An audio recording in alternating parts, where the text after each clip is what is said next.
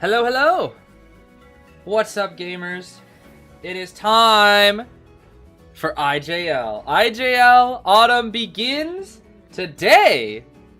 And I'm quite excited, because I kind of haven't watched much tournament gameplay for like a couple weeks. And getting back into it right with the start of a new tournament is going to be really, really exciting because the Japan teams are going at it. And the two best teams in Japan are up first. AXIZ and QTD will be after them, but we have ZETA versus RC first, which is going to be a banger. Because for those who don't know, those are two of the strongest teams in Japan right now, along with AXIZ. It's like the top three is AXIZ, RC, and ZETA. And they're all just like, they're all really, really strong. That's what I'm trying to say. They're all really, really strong. So, starting with ZETA versus RC is going to be really, really fun. I'm super excited. We'll probably take a quick peek at our thingy here, make my predictions.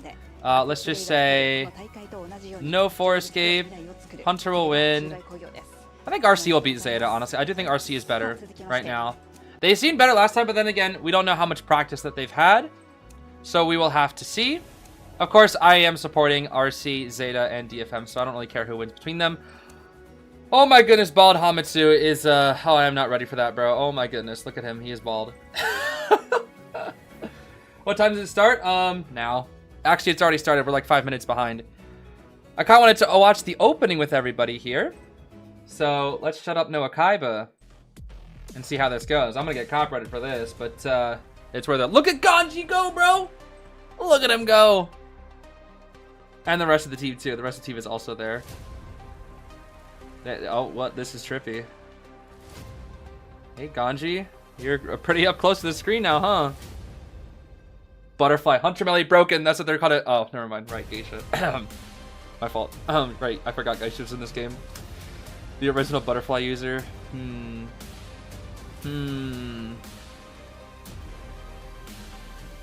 Why are you so blurry? Oh. I know why. 144p? What the heck? Oh, let me see that again. Why are you 144p, Geisha? What the heck? Yo, mine ain't that bad. What the heck? Okay, that was funny. Yeah, I'm definitely getting copyrighted for this, bro. That's for sure. But on day one, I usually tend to be. Let's see here.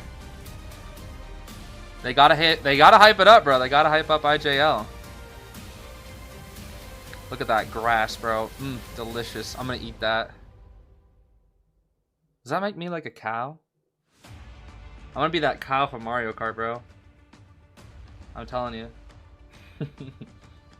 Yeah, I remember when we thought 480 was good back on YouTube. And 720. I look at 720 now and I'm like, ew!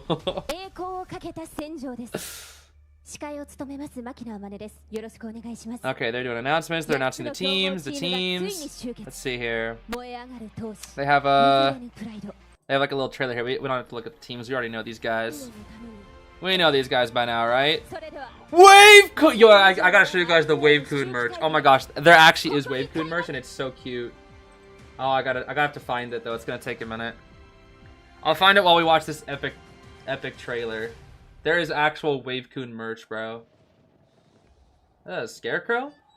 Yo, Gardner, where you at? Burn that thing. I'm gonna find this Wave Kun merch, bro. You don't even know. Geisha in the halls.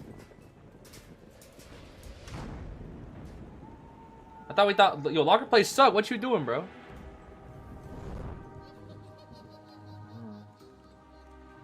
It's spooky. I like this.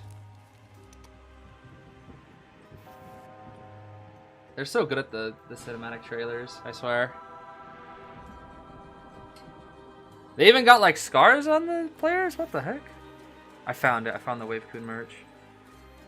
I'll wait till after this though. Yeah, they made Wave Kun plushies. It's real. They actually did it.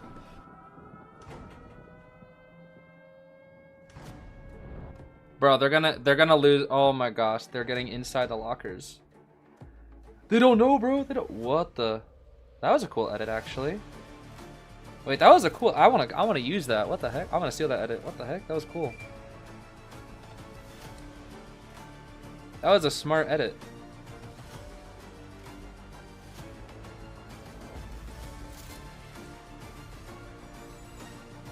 Nah, I gotta meet their editors. What the heck? Hi, Netties, can I please, steal your, likely $7,000 cameras, please? Can I please have that camera, thank you? He's like, yo, bro, you want my trophy?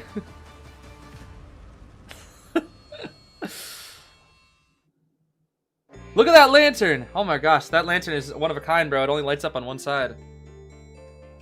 Ah, yes. Sacred Heart Hospital with statues and walls and bricks and candles and the commentators, of course, yes. There they are. Dude, how did they know? How did they know? How did they know? How did they know exactly when to start talking? They probably got a, you know, they probably got a signal. That's crazy. Alright, well now they're gonna yap, and they're gonna yap. Anyway, these are the sets today. Similarly to what we did last time, I love how they got like some icy, snowy themes going on here. I do love to see that. But similarly to how we did these in the past, we are going to be watching the first 2 sets of each day. And then when it comes to future matches, we may watch them in videos.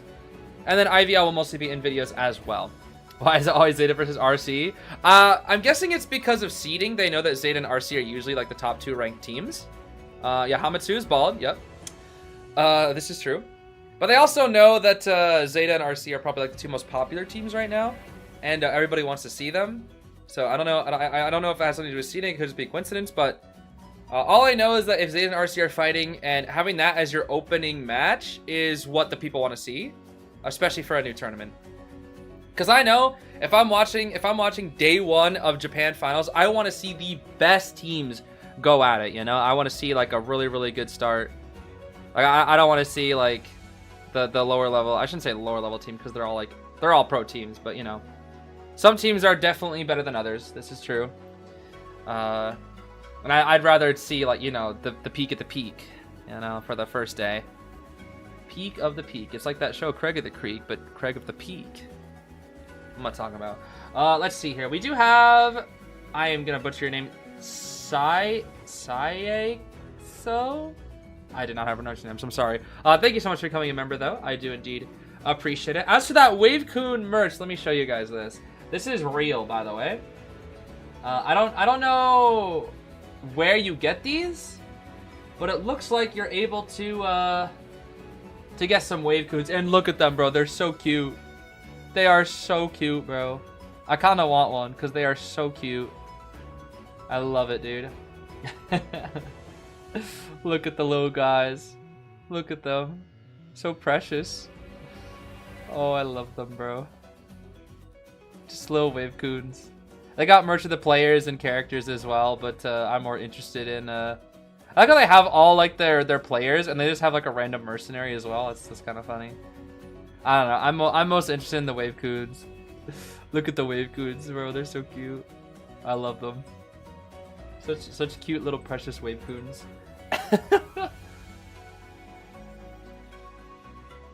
I love the little Wave-kuns. Oh my gosh. Is that the one and only Kazuneko and Bald Hamatsu? Yo, I need him to play Bald Bro. I need him to play Bald Bro, dude. I actually need him to play Bald Bro. I need Bald Hamatsu to play Bald Bro, please. I need this, bro. The content is it would be so real. I genuinely need this. And the goats. Akka and Alf, look at them. The goats. What's so funny, Alf? What's so funny? Laugh. Share the joke with the class. Alf! Share the joke with the class, Alf. Oh my gosh. I love these teams, dude. They're so great. I love RC and ZETA.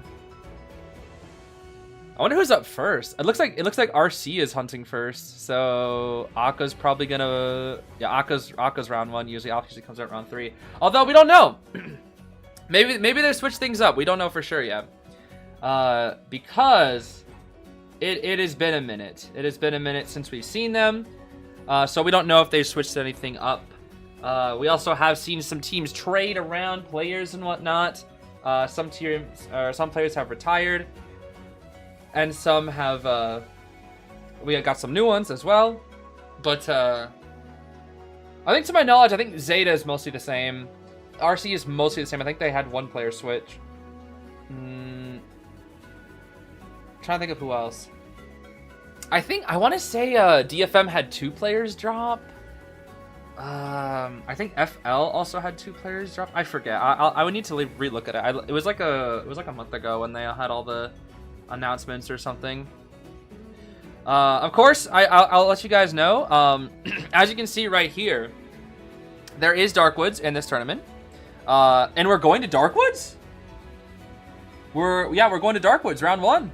Round 1 Dankwoods.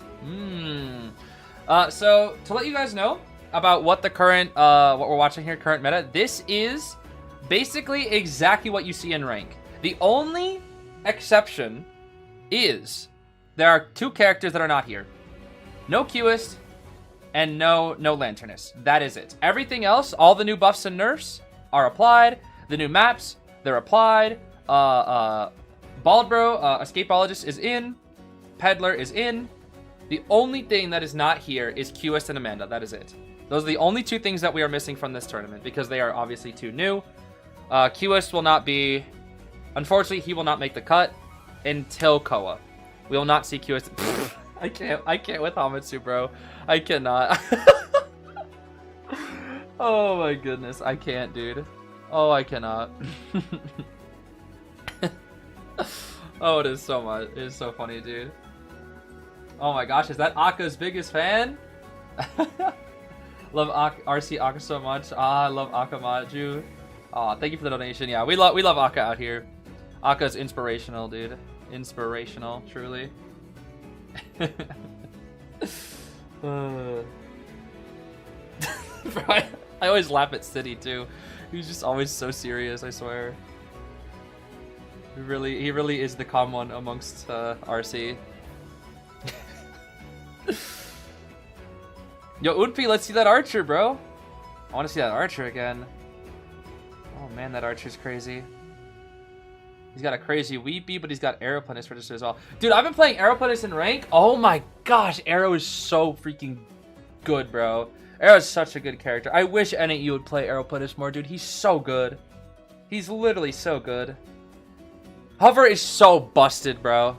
You only got 1 per game, but Hover is so broken. It's literally so busted, dude. I love Aeroplanist. Such a cool character that like nobody on NEU plays, unfortunately, or very few play, I should say. Too many little girls, too many Faro ladies, too many. Bro, I haven't seen so many full kite characters in rank. Yo, bring borrowed. No greedy, bro. No greedy. Everybody bringing no borrowed, bro. Ridiculous. Happy birthday, Jockster.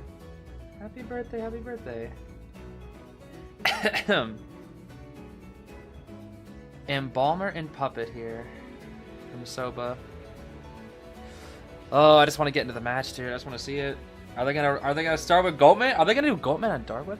Dude, honestly, Darkwoods, the more I've been playing on Darkwoods, like that map feels so good to kite on. Cause I've been getting used to it. It feels so good to kite on if you're in like the stronger areas. Cause I'm telling you, bro, the stronger areas are like so good on that map. The only thing that feels bad about Darkwoods is like the right side. The right side of Darkwoods is like, I don't like that side. The left side of Darkwoods is low-key broke. Left and up, low-key broke. And then like the right, like bottom right is like, oh, I don't like that area. That area is hard to kite in. But yeah, Darkwoods seems pretty good for survivors in terms of kiting. The only issue with it that I have is, look at that rescue chance, bro. Oh my gosh. The only issue that I have with Darkwoods is that the cipher lights are awful. That's the only complaint that I have. Only complaint, really. Only complaint. Yeah, it's like it's good for hunters for the ciphers, but what's bad for hunters is the kiting. Oh my gosh! Look at Peter's stats. Look at those stats, bro. I'm sure that's carried. I think that's carried over from last season, bro. He's overflowing. Almost everything is overflowed. Oh my gosh. That is ridiculous. I think the only thing that's like lower is his average eliminations. It's 2.26. That's it. Everything else is overflowing. Peter broke, dude. Yo, somebody nerf Peter. Nerf this man. Although Peter, honestly, I will say Peter, the only thing I keep telling this about Peter, Peter does need a little bit of no greedy himself. Peter a little greedy. How do you even achieve these stats? I don't know. I think it's just like if you're ranked above all the other hunters, like significantly, I think that's the only way. And Peter's very strong. Peter very, very strong. He's just a little greedy. He's just a little greedy. Peter definitely needs some lessons in no greedy, but outside of that, Peter is like mechanically, Peter is like insane. It's just that I think it's the biggest his biggest issue is greeting a little bit too hard, and when things don't go his plan, he crumbles. I've mentioned this like 1,000 times. Peter's biggest weakness is when his game plan fails, is he kind of crumbles and can't really get more than a draw. And sometimes will greed to try to bring the game back into his favor, and he might lose because of it. But when things go to Peter's game plan, oh, he's winning. He's winning. He's not, or at least at the very worst, he's not losing. He's just not. That's how good of a hunter he is. He just doesn't lose when things go his way, like ever. He's just too incredible. The greed consumes him truly. Peter, the greeder.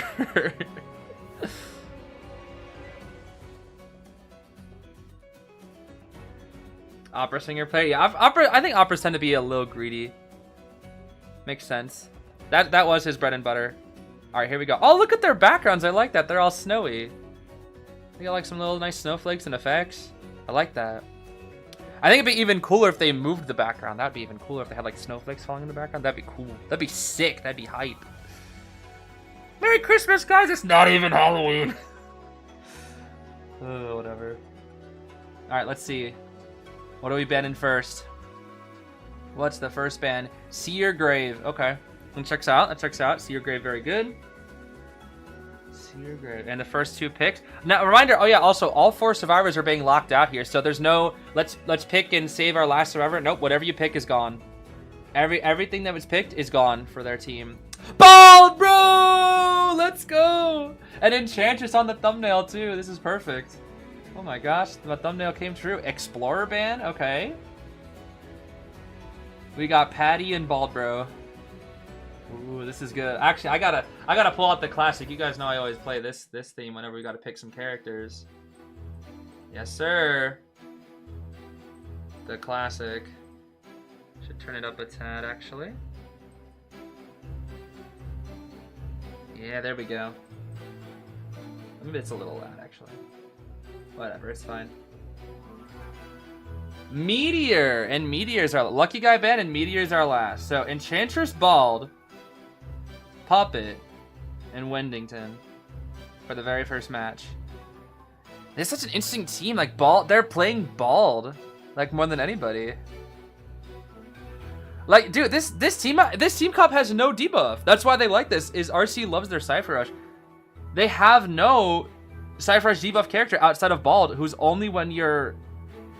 The thing that's so interesting about like Bald Bro is that he only has a decoding debuff when somebody is ballooned. And usually when somebody is ballooned, you're already coming in and off your Cypher if you're the rescuer. So like the debuff doesn't even matter that much for Bald Bro. If it was like while he was on the chair, that'd be like a little annoying, but it's only during ballooning. So it's like, it's weird. So I would say basically this is 400% decoding, which is quite fast.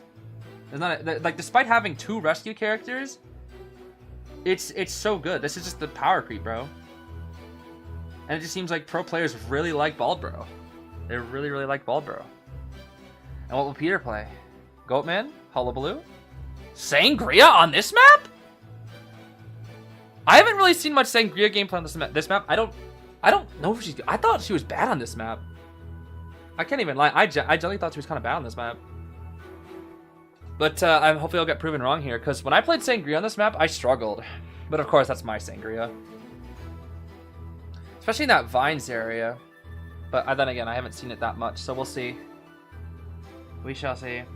Map is so open, I feel like she can't be good. I think it just depends on where she is. I think she might struggle on the right side of the map a little bit, but on like the left and mid side, it might be okay. But there's like a lot of transitional areas, which I feel like could be a little awkward for her. We'll have to see here. I feel like where she's spawning, there's like it's a little tricky. I don't know. Again, I'm not very experienced with Opera on this map, so we'll have to see how Peter does it. But Peter is one of the best operas in the world. Debatably the best opera in the world. I think that title has definitely gone to somebody else now. I'm not really sure who, but I would not consider Peter in my personal opinion to be #1 anymore. But I would still consider him to be a top 5 opera in the world easily. In terms of mechanics alone, it just puts him above everybody else. And there's still definitely an argument for him to be made #1. Mechanics-wise, I could see him being first opera, but in terms of results, I don't know for sure. But we'll see. We'll see who gets chased here. It might just be Bald. It honestly might just be Bald. Because I would not go for Meteor with all that nasty 2-story, because she can fly over all that stuff. Like Meteor on Darkwoods and that spawn is broken. She can fly over everything. Puppet you don't want to chase. Like it's most likely Bald getting chased here. It's most likely Bald Bro getting chased.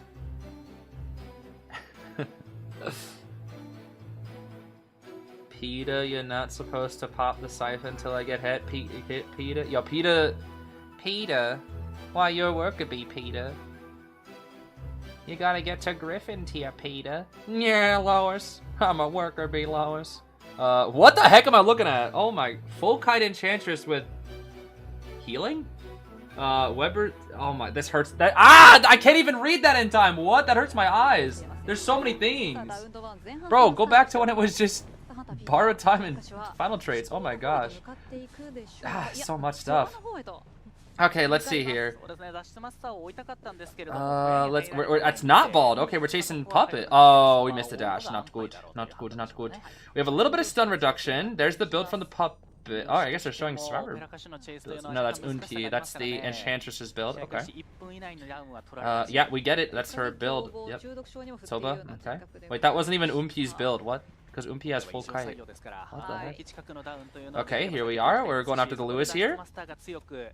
This is abnormal? Abnormal opera. Wow, that's greedy. Peter, you greedy. No greedy, no greedy. We looping? This is a knee-jerk puppet also, by the way. Need to point that out. Knee-jerk puppeteer. Not dropping, like, really any of these pallets. We are gonna pause? Who lagging? Is the puppet lagging? Already? First game?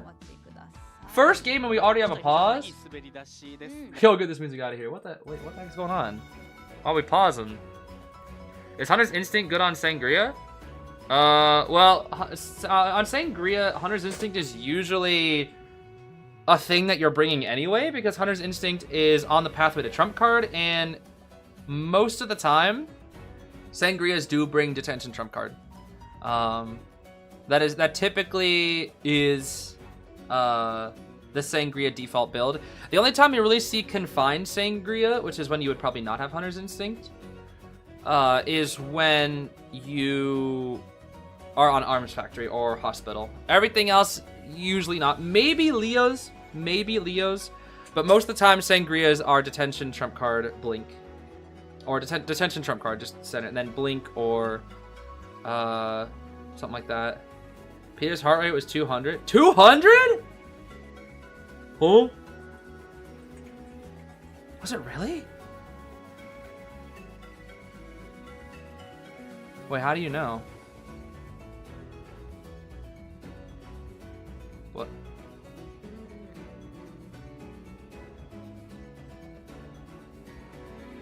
Huh? Oh my gosh, you're right. It is. What the heck? They didn't show it until now. 200 and... Peter's so nervous! 200? Huh. Yeah, no, that was RC pausing. That was City pausing, so I don't know. Hopefully this gives Peter a chance to cool down. Oh my gosh. Scary. Although I will say that does help your reaction time. Maybe not 200, but having that faster heart rate definitely helps your reaction time a little bit, that's for sure. Which is very, very necessary in a game like this. Truly. Yeah, 200 on the opening match. And you're the first player to play. I mean, the nerves got to be high. Reminder, guys, Peter is very young, too. I think Peter is, what, 17, I think? Is Peter 17? I think he's 17. So, oh, we're back. Here we go. Let's see here. One more Lewis. Lewis. Ciphers are a little slow here. Can't lie. Alright. Okay, Peter's heart rate has dropped a little bit. That's good. I can already feel that thing about to skyrocket back up, though. The knee jerk was ready just in time, and because no blink, he's able to live a little bit longer. This kite. He's dead. Oh my! Soba! Yo, this is not possible at like anything less than 10 ms. Oh my gosh! Soba! Noodles! What? What? Are you insane? What was that? Are we gonna bald? Are we gonna smoke? Give him the smoke, bald, bro. Give him the smoke. Are we smoking him? We smoking him? Meteor's already there for the rescue. Peter gets stunned, and he's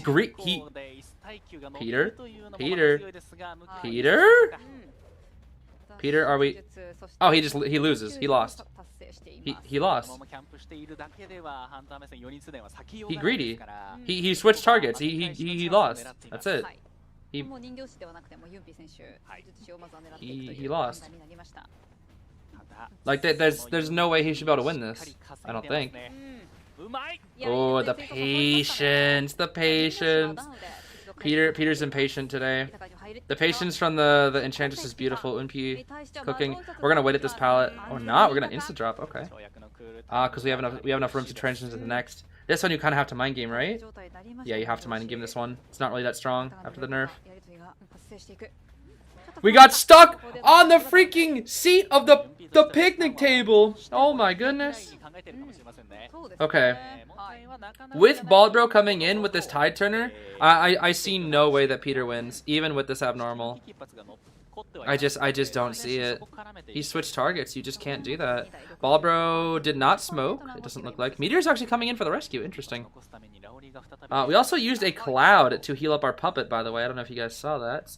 Cheeky little heal onto the puppeteer can be really annoying for this this sangria here. Okay. Keeping things simple. Oh. Okay. Look at how most of the team also has knee jerk. There's only a single flywheel, by the way. I think they predicted the fact that Peter was gonna go opera. That's crazy. And look at that. She has a 3-stack ready for late game. Ciphers are basically done, and Baldbro's coming in. Here comes City. Give him the smoke, Baldbro. Give him the smoke. Here he comes. The baldiest of Baldbros. The baldiest Baldbro. The 3-stack? Into the pop? Oh, because the Enchantress has no borrowed. Right. Yeah, it is Cooketh. And she has dungeon! What? That is a scam! That should have been a hit! What? Unpi! Yo, Unpi might be the best mind gamer I've seen, like, in a long time. Unpi's mind games are just insane. Oh. Flywheel? Oh my gosh. Wait. Do you? No, you don't. You don't. Oh, how many seconds away was that? Wow. Okay, so if Unpi was able to win one more mind game around that pallet, that was a dungeon. That was nearly a 4 escape. Oh gosh. Oh gosh, that was crazy.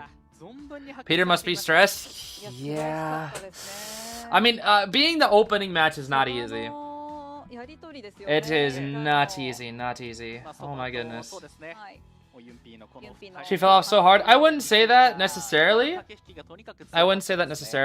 RC just outplayed Peter. I cannot lie. This didn't feel like a character thing. This generally felt like Peter just did not play at his best, and RC played incredibly well. I gotta see that swing though. There's no way that doesn't hit. Hold on.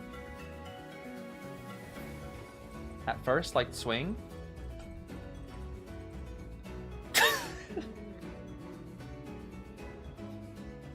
How does that not hit? Oh my gosh. Yo. I know her hitbox is garbage, but like, yo. Yo, like, yo! She's so close! She's on top of her! Oh my. Look, bro. Oh my gosh. Brother.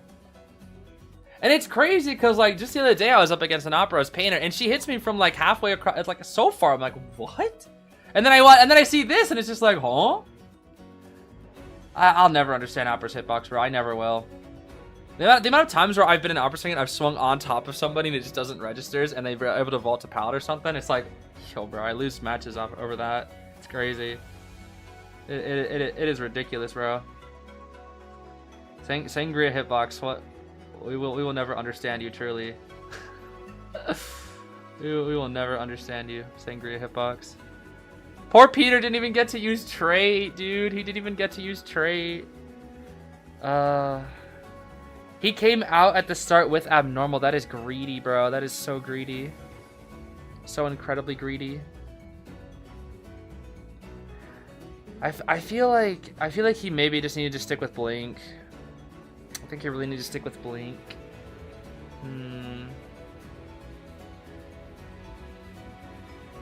Yeah, it was probably way safer to Blink there. I don't know. I think Abnormal is just a little bit too greedy to start off the entire tournament with. But then again, maybe at the same time, you can limit test since it is also the start of the tournament. There's like multiple ways that people look at tournaments. Whereas like at the beginning, you can just like play it safe. Or you can just limit test and try out specific things and experiment.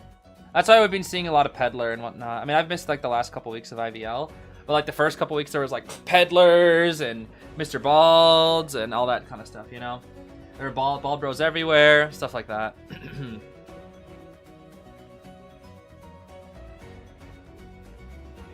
Hitbox based off the middle, not the end, so you can be on top of the end of the swing. Even then, that like the swing should have been close enough at the start there. Sure looked like it anyways. But then again, you never know. The 10 MS diff, you never know. Am I gonna get the geisha skin? I don't know. I do not know. It is pretty cool, isn't it? It is pretty cool.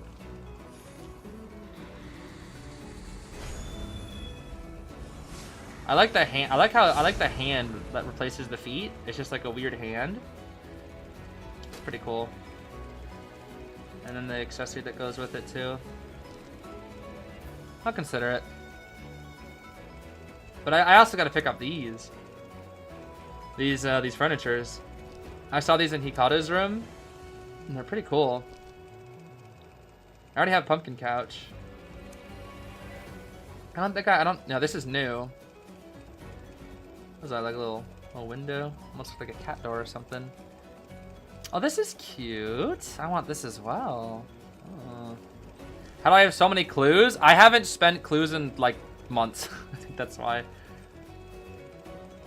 I just haven't. Plus, I also get like clues from every little thing that you can get clues for. So like the Discord logins, the daily thingy, the scribble ideas, AFK grind. That is Bald Hamitsu. Oh my goodness. all that stuff, you know. Let's see here. Yo, give me that. I need that apple. Where the pop quiz at? Yo, where the pop quiz at? I want my apples. How am I supposed to get the apples if there's no pop quiz? It's ridiculous, bro. Maybe I should subscribe to all these so I get apples. Wait, is there a subscriber award this time? I don't think there was there? Oh my goodness. Yeah, this is gonna take a minute.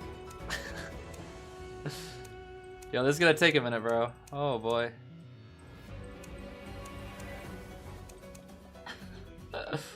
Oh gosh. Yeah, how much these streams are? There's something. Very strange character there, that's for sure. But an entertainer, that's for sure. A downright entertainer. Look at those stats, Akka. Oh my goodness. The only thing that he's not overflowing is average terror shocks, I'm pretty sure. If I'm correct. I think that's what that is. Jeez.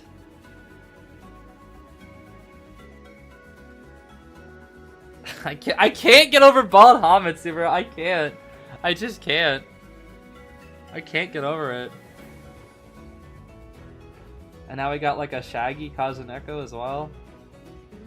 So funny, dude. You can barely even see those eyes. I needed to play ball, bro, dude. He needs to play ball, bro. Like it's written in the cards at this point, dude. It needs to happen. Written in the cards, written in the stars, whatever you want to say. We need to see this. We need to see this ball, bro, from Hamitsu immediately. Hamitsu and Shaggy Neko. Like zoinks.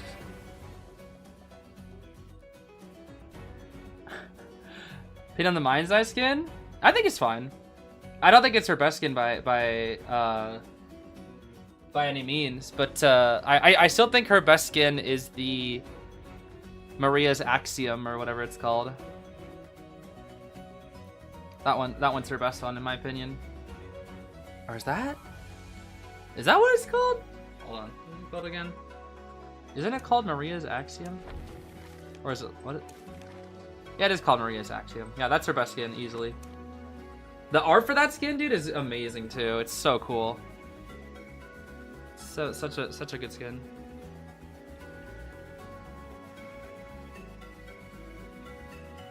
Thank you for another donation, Akanamaju. Thank you. Yes, cheer on your favorite players, indeed. The GOAT, Akka, is here. There's no way he's playing Nightmare on a map like this, bro. Like, you've pulled out crazier stuff. I don't see Nightmare happening here. But then again, this is Akka. Akka maybe has a fun new toy to play with. We'll see. I don't know what he's been practicing, but maybe Akka has like a fun new toy to play with today. Maybe he's got that Hermit. Cause he was playing that Hermit a little bit. He was playing that Hermit a little bit IVS, but it wasn't doing the best. Who do I want to win between these two? I don't really have a preference between ZETA and RC. I like them both a lot. But if you're asking me who I think is going to win, I think it is going to be RC. I do think RC is currently the stronger team. They're more consistent.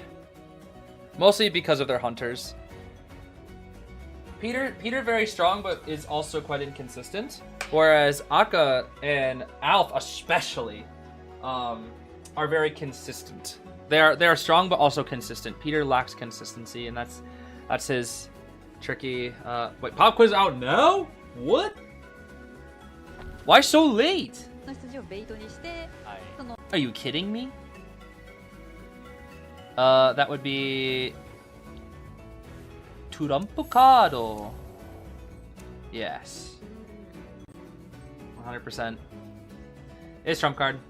Because it was attention trump card for the opera. But I don't know if I don't know what the answer is on Asia server. Asia server has different questions. So if you're on Asia server, it's gonna be a little different, that's for sure.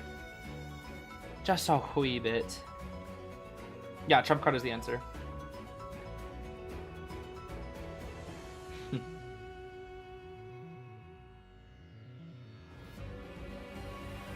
Bro, people still be talking about the horse game. Oh my goodness. I'll never understand. I will never understand the horse game. My Horse Prince? No, I understand that one. I knew about My Horse Prince before anybody. I was one of the pioneers of that game. I knew about that game before most people even knew what it was. Isn't that bad? It's like a chill game. No, I mean I just don't get the appeal. I just don't see the appeal. of how people can play it for more than 20 minutes. Bro, Kazuneko's so goofy. Look at him. Always got that pose, dude. Always got that pose. Am I gonna whale for Queen Bee? Oh, absolutely. Absolutely. I'm going 180, guaranteed. 180 at least for the portrait, easily. I mean, I've waited for her for 2 years. I have to. I literally have to. 100% have to. Lucky guy. The luckiest of guys. Wait, oh, they have Seer. Wait, they have Seer? You gave Zeta Seer? I don't know. Yo, Kazunek, play. Anti, Novelist. Ooh. I was like, your Anti and your Airplanes are gone. What you gonna play? Novelist. Okay, they're gonna give Kazunek Novelist, right? Right? Most likely Kazunek Novelist. I think. His Novelist is cracked. You know what's funny? Back before I even knew like who all the players were, the first time I ever really got to be obsessed with a player, which was Kazuneko, was his Novelist. It was his Novelist in Koa 7 when he was destroying gamekeepers left and right with his insane Novelist. And that was when he became my favorite player. And still probably is. The GOAT, Kazuneko. I am not even playing the right theme. What the heck? I'd be playing this Tourney theme right now. So, Graveseer, Lucky Novelist. What will Akka play here? Are we going to play it safe and just go like Goatman or Hullabaloo? Or Ivy Sangria? Or perhaps, are we a little risky bisky, Akka? Are we gonna mix it up? Are we gonna go a Hermy Burmy? Are we gonna go Peddler, Granny? What are we going? My name is Akamaju. I think I will go Fool's Gold, round 1. It's all blue. Yo, could you imagine Fool's Gold though? Yo, they'd never go Fool's Gold. If Aka's able to make Fool's Gold work, like I can't. There's no way. Like if anybody could, it'd be Akka. But like, dude, if Akka could somehow make Fool's Gold listen, like or Fool's Gold work, I'd be like, what? I can't believe it. I mean, everybody thought Number was trash, so you never know. But if he comes out here with like a Fool's Gold one day, and I'm like, okay, it's over. This guy's just better than everybody. He just is. Akka tried and failed to make Fool's Gold work already. Did he really? That's funny. But hey, you never know. Maybe he'll give another shot. These spawns are so common, bro. These are like the new Darkwood spawns, by the way. It usually seems like this is the Darkwood spawn. Either that or take Seer where he is and put him bottom mid. So if you guys are playing in rank and you're playing on Darkwoods, it seems to be that you guys should copy this spawn. You put Rescuer mid, your Kiters up, and your weakest character in bottom left. So I look at this spawn setup right here, guys, and start memorizing this for rank if you guys play in rank on this map. Because this seems to be what the pros are going for, and we should definitely be listening to what the pros think are the best.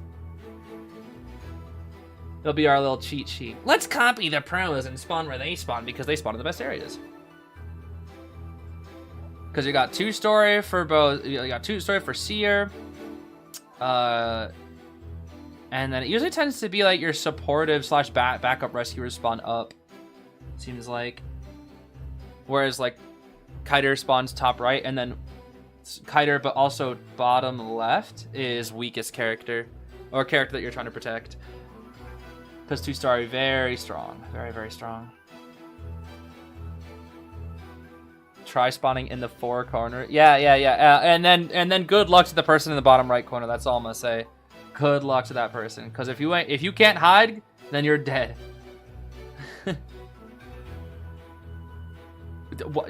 Warp detention, Inso, Rage, Hunter's in. Why are they noting Hunter's Instinct? What? Hunter's Instinct, Claustrophobia. Knee-jerk Tide, Pallet Stun on Novelist. Full Kite, Lucky Guy with Healing. Full Kite, Pallet Stun with Seer. Tied, they don't have borrowed. None of them have borrowed. Okay. Zeta does not have any borrowed times. Okay, gotcha. Gotcha. No, the grave with knee-jerk, of course. The grave with knee-jerk. Me when I play Gravekeeper with knee-jerk reflex. And we're, of course, chasing the lucky guy. Yo, all the lucky guys rock his new skin, I'm telling you. All these lucky guys are rocking his Logic Pass skin. Okay, we're gonna go for the football here. Gonna take our vault, get our speed boost. I'm going for the cabin loop.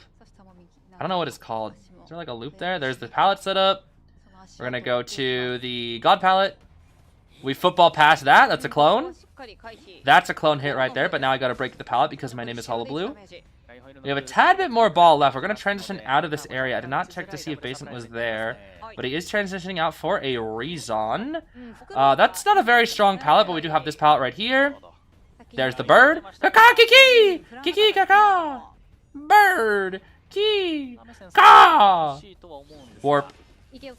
Huh? My name is How Much Do I Will Fly Wheel. Oh, I can't when you're in red. Okay, that's unfortunate. Careful, don't close your warp! Okay, close your warp. What the? Oh? Greedy? Question mark? Oh, see ya. Okay, that was not bad. Not bad. Not bad kite. That's quite a good kite. Quite a good kite. See here. Here comes the grave. Let's see it, Shinami. Rescue your bald brother.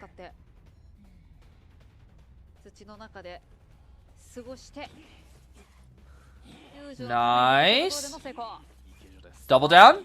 Double down? No, double down. Okay. I was kind of hoping we'd see a double down. What? Yo, Dolisu? What you doing here, bro? Okay, I guess he double taps him real quick. I don't really know if he gets anything from that. Does Akka gain anything from this? Can he jump up there? Oh. Huh. That's a pretty good jump spot, actually. That saves you a lot of time. Interesting. I did not know about that. I mean, to be fair, I haven't really seen much Darkwoods gameplay, so it's a good jump. It's a good jump spot. KZNK. Here he comes. The Shuichi. The Shuichiest of Shuichis. I like how they have a Cypher primed. Okay. The right angle. What the? Okay. He was thinking about it. I saw that, I saw you. You're watching Kazuneko. Huh. He pops the Cypher at 99. And he dies away from this one. This should be a draw. There's a tension that the football into death. Yeah, this should be a draw. Which means RC will take this this first round. So survivors, as you can see on Darkwoods, are doing very, very, very well. Here comes the warp. To the seer. No flywheel. Careful now. Okay. We saw a flywheel. The biggest concern is no borrowed. That's a real big thing. No borrowed here. Actually, Akka can win this because no borrowed. It's not even a draw at this point anymore. It actually could be a win. He flywheels, but he doesn't. Oh, he has bird. Bro, you have bird. Use it. Oh my gosh, how did he get the bird? He actually was able to farm up a bird. What a bird, bro. What a bird. Oh my goodness. And down he goes. Okay, that should be it. That should be it. That's it. That should be draw. Wait, where is... Oh, should not be heading to the gate. Okay, that's a draw. Good draw, good draw, good draw from Zeta. Let me actually get this. I gotta start writing this down, bro. That's a good draw. Good draw, good draw. That I can't believe he got that out. That was like last second, dude. Genuine like last second owl. Oh my gosh. That's another one of those like 10 ping diff things. Because every time you take a vault, by the way, if you have bad ping, if you vault, you probably notice that you stand still for a second before you start moving. That's one of those 10 MS things, bro. Because I'm telling you, you've got 100 ping, you don't get that owl. You just don't. Game won't let you. Crazy, dude.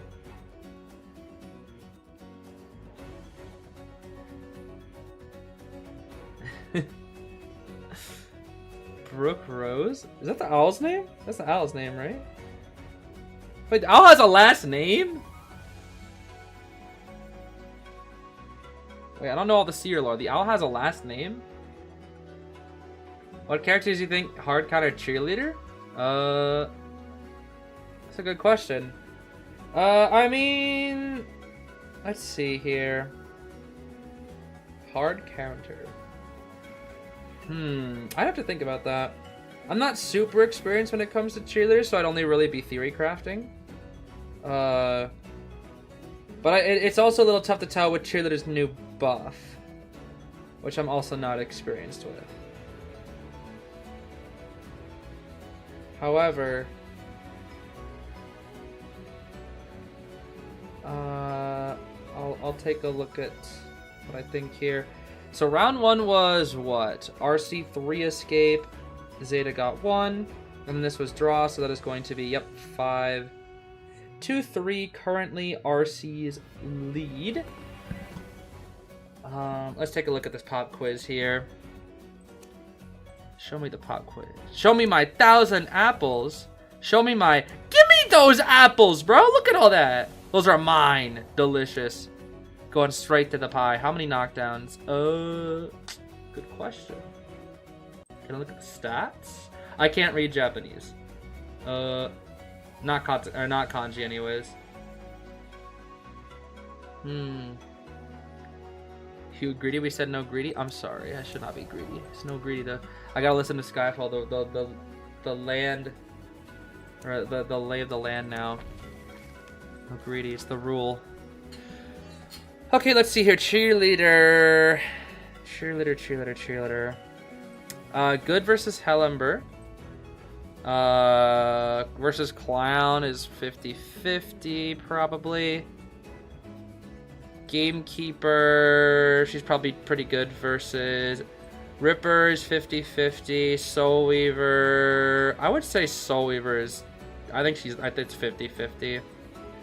Wuchong, I would say she probably beats Wuchong actually. Joseph, she beats. Feaster, 50-50. Which, actually no, she probably beats. Well, I don't know about Feaster's weird because he can, if he gets her during the slowdown, he can hit her pretty easily. I don't know. Witch, I feel like she's kind of bad versus Witch. Axe Boy is probably pretty good versus Axe Boy. BQ, I want to say 50-50, but I'm not sure. I actually don't think she's the best versus Bonbon, but I don't know for sure.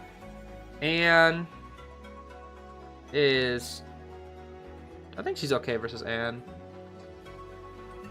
Antonio, the thing about cheerleader that makes things really difficult is that during your slowdown, you're very vulnerable to projectile hunters. That's the thing. Because projectile hunters have a much easier time aiming at you, and they can usually hit you from very far away because obviously projectiles. So, you know, Ripper can hit you through walls if you drop a pallet with like Fog Blade. Gamekeeper can hit you with Hook. Soul Weaver, Spit, Axe Boy, Flare, BQ, Mirror, Bomb, and Cat, Violinist Note, etc., etc., etc., other projectiles. That's the thing. But I don't know how bad her slowdown is anymore because I'm used to like pre-buff cheerleader. So I'm not entirely sure. For Antonio, she's only using only annoying when using the speed, so it's not really a counter. I see. I feel like she's actually pretty decent versus Naiad, I would say. I feel like she beats Naiad. I could be wrong, but I feel like she beats Naiad. I feel like she beats Nightmare. I feel like she's very good against Clerk because she can support. Hermit, I would say, is... She's very good versus Hermit before full presence, then it's 50-50 at full presence. Nightwatch versus Cheerleader, I would say, is 50-50, I think. 50-50.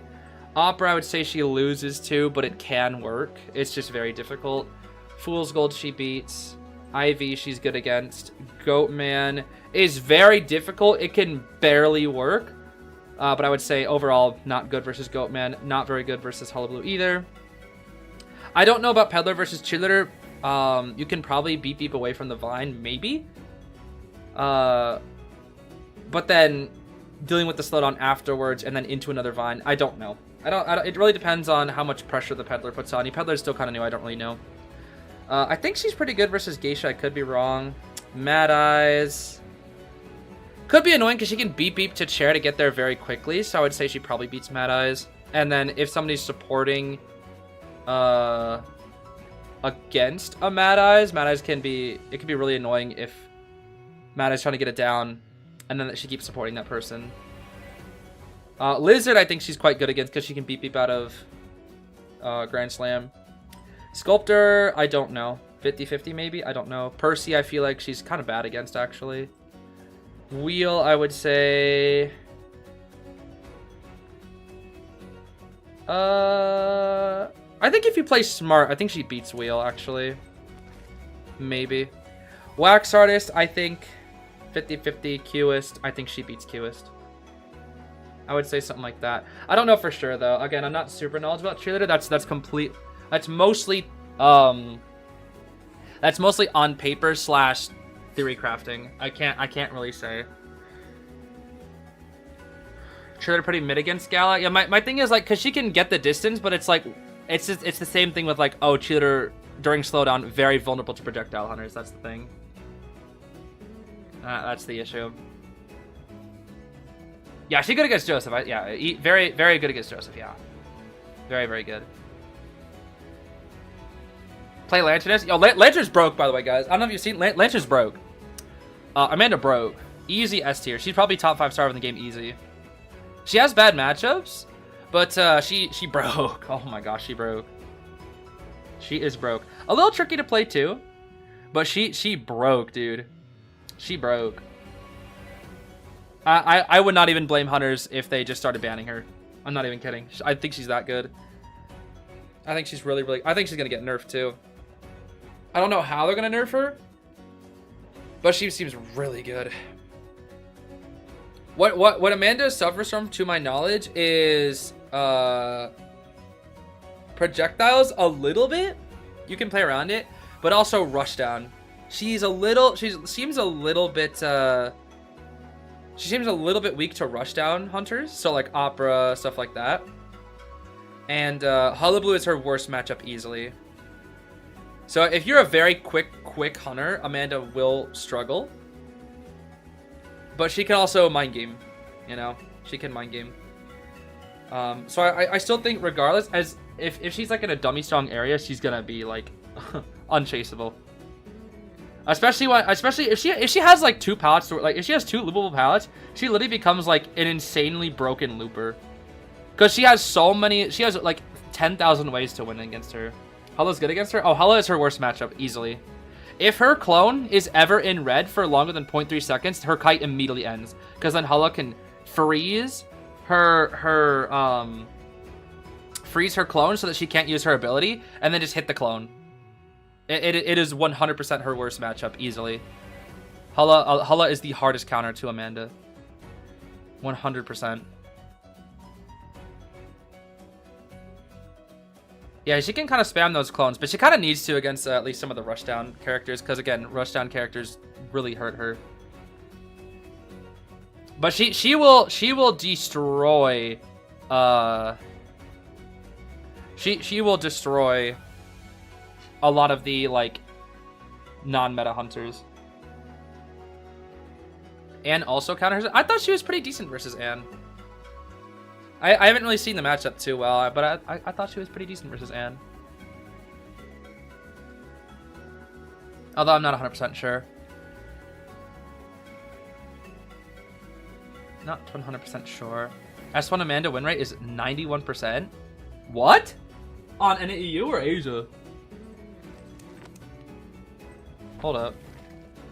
The first Amanda is a Smurf? Hold on.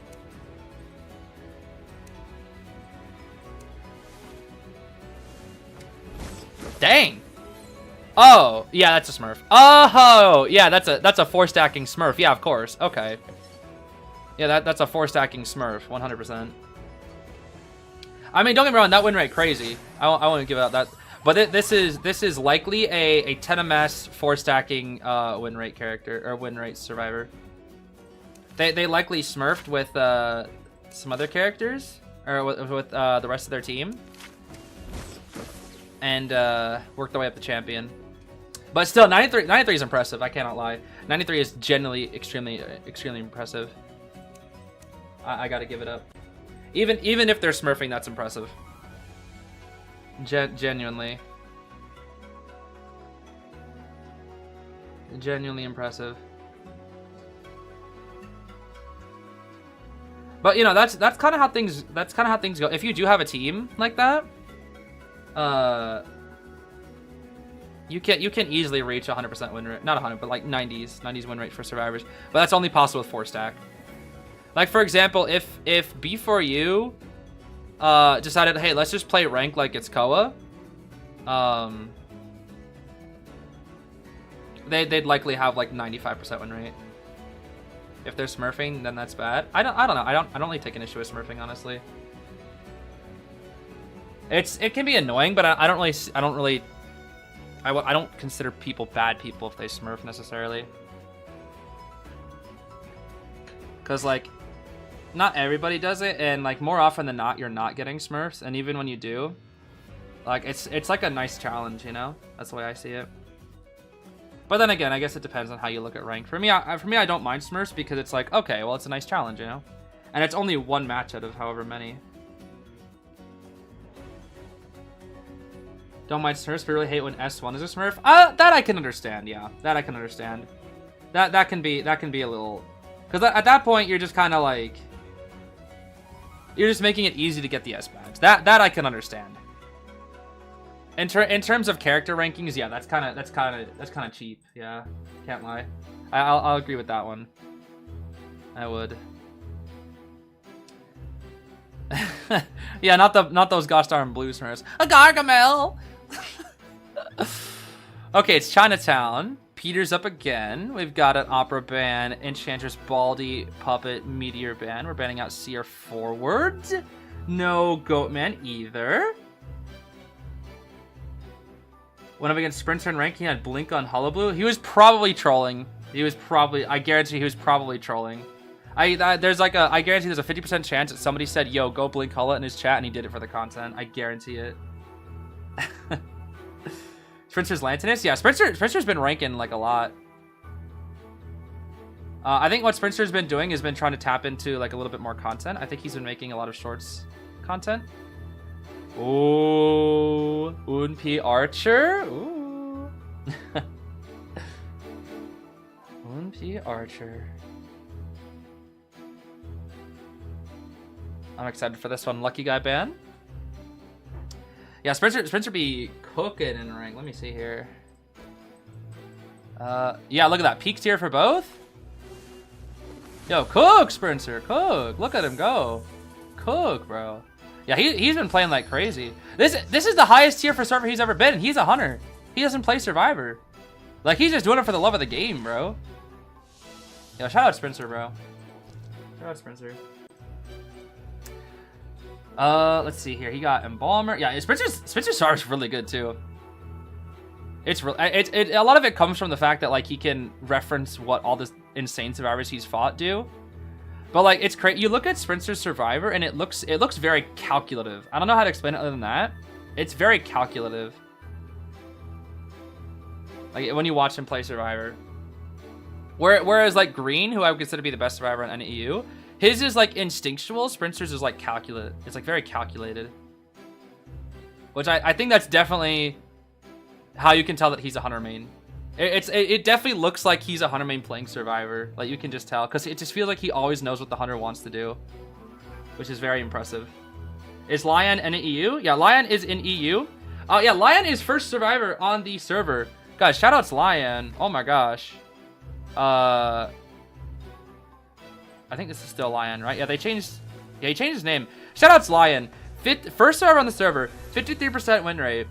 First mechanic. 140 stars. Guess what his ping is? Guess what his average ping is, guys? It's like 130. Lion goated, bro. Lion goated. That's it. That's just Lion diff, bro.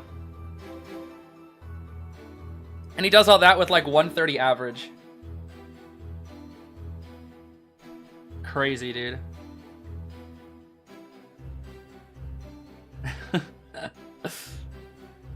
Now green got that. Green got that like 10 ms, but Lion ping, oh boy. 130. What was our hunter? I didn't even look. Oh, they didn't choose it yet. Okay, that's why. I was like, huh? Am I crazy? I'm not crazy. Now they haven't even chosen a 4 survivor. What the heck? People with bad ping don't have an excuse now. Okay, I mean, to be fair, there is player diff at the end of the day. What I'm telling you, bro, if Lion had 10 ping, his win rate would jump. You'd see it. 100% you'd see it. 100%. If he had 10 ms, and he took kite, he'd probably just destroy.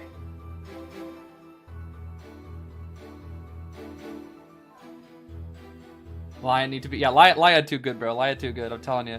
And you know what the craziest thing is? The craziest thing about Lion, what Schmitty was telling, is that he got kicked from not 1 but 2 teams. From 2 teams he got kicked from on an EU. I cannot believe anyone would ever kick Lion, bro. With how crazy he is. He was kicked off of 2 NAEU pro teams. And then B4U was like, come here, bro, we know you're goated. Because if he could do all that with 120 ms, think about what this man could do at 10. And you saw it, at IVS, bro. Oh, man. You saw how goated he was. Genuinely goated. Couldn't handle his aura. I'm telling you, Lion goated, bro.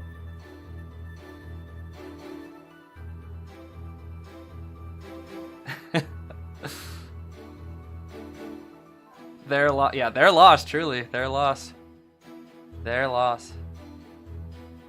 Yeah, I'll never forget Lion glitching through the Goatman cage. Just Lion things, exactly. He'll never guess who's first journalist. Oh, let me guess here, Lion. He loves journalists too. That's the craziest thing too. Like he's not even playing like top tiers half the time. He's playing his favorites. Bro is the unbothered king. He's like, tier list? Nah. Ping? Nah, I'd win. Player diff, bro. And I'm out here getting hit with my flywheel at 70, bro. It's crazy. Why do I hate beat up Bama so much? Bro, that thing's scary. What you mean? He's scary. That thing terrifying. See this gosh darn yellow duck walking towards you. How can I not be terrified of that thing? Scary. Yo, City, are you ever gonna pick a survivor?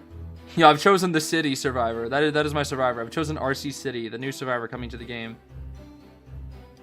His ability is called Nonchalant, and he just stands there and ignores the hunter's abilities because he's so nonchalant. He just brushes off the pain because he's so nonchalant. Never mind, it's Freddie Riley. Oh yeah, it's RC. They love Freddie Riley. Never mind. RC loves Lawyer. They somehow still make Lawyer work in a meta where Lawyer is very unpopular. They've had Finn as well.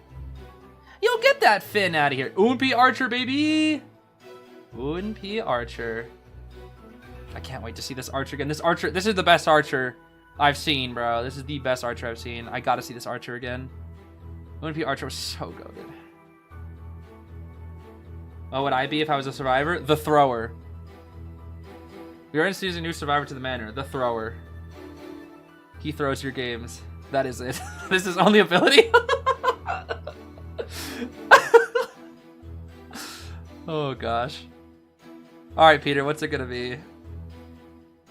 What is it gonna be? You got Holla, you got Ivy, or you got maybe something else in your back pocket. I feel like he's choosing... Would he do Ivy here? No, I don't think he'd go Ivy. Not into Lawyer. I mean, maybe into Archer. You could. But Oompi's probably ready for it. We'll see. Oh! Okay. Sure. I was not expecting that. That's not bad, actually. That's actually not a bad character into these survivors. I don't think Lawyer's that good versus Wheel. Embalmer's okay. No, I don't think these guys are that good versus Wheel. Embalmer's good for Cypher Rush, but he can just rush him down. First Officer is a little tricky because he can usually get a hit. As long as he gets a single spike on Officer, he just has to drop Trap at Chair and they can usually get a single hit. As for Archer, I don't really know that much about the matchup. I feel like she's probably decent versus Wheel. I would say she's probably pretty good versus Wheel. Archer's bad against Wheel? Oh, well. Never mind. I thought she'd be pretty good. A Rock Hider's good against Wheel? Yeah. The only thing is that Freddie Riley can not get Terror Shocked, so he can kind of take some greedy vaults against him, which is always helpful, especially on the windows. He can vault windows faster, which could maybe be the diff.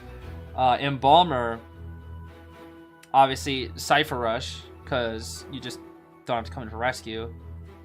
And then Archer can harass a Wheel.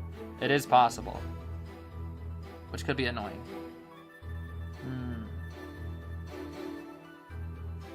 Can do, just tricky after present. I mean, to be fair, extended spikes usually hits most characters in this game. It's very difficult to dodge extended spikes if it's a good Wheel. Extended spikes is just a very strong ability. And usually the only way you can dodge it is with just incredible outmaneuverability.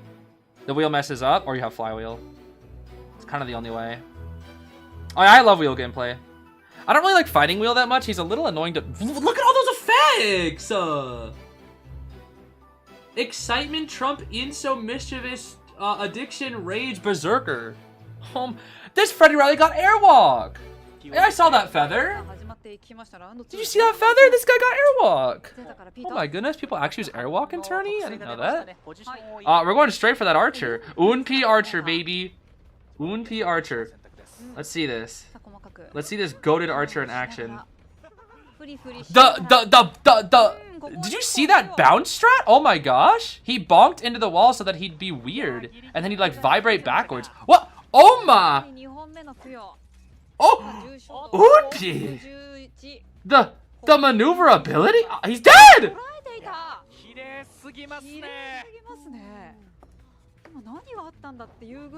Yo. That was kind of crazy. All because Unpi, I think, missed the shot, right? Yeah, Peter wants to revenge after game one. Peter's like, yo, get me back in. His heart rate's way lower too. You can tell he's more calm. It's nerves, bro. I'm telling you, it's nerves. Look at this. He's a lot more calm this game. He don't have 200. He's 70 BPM. Okay, 60 BPM. A little.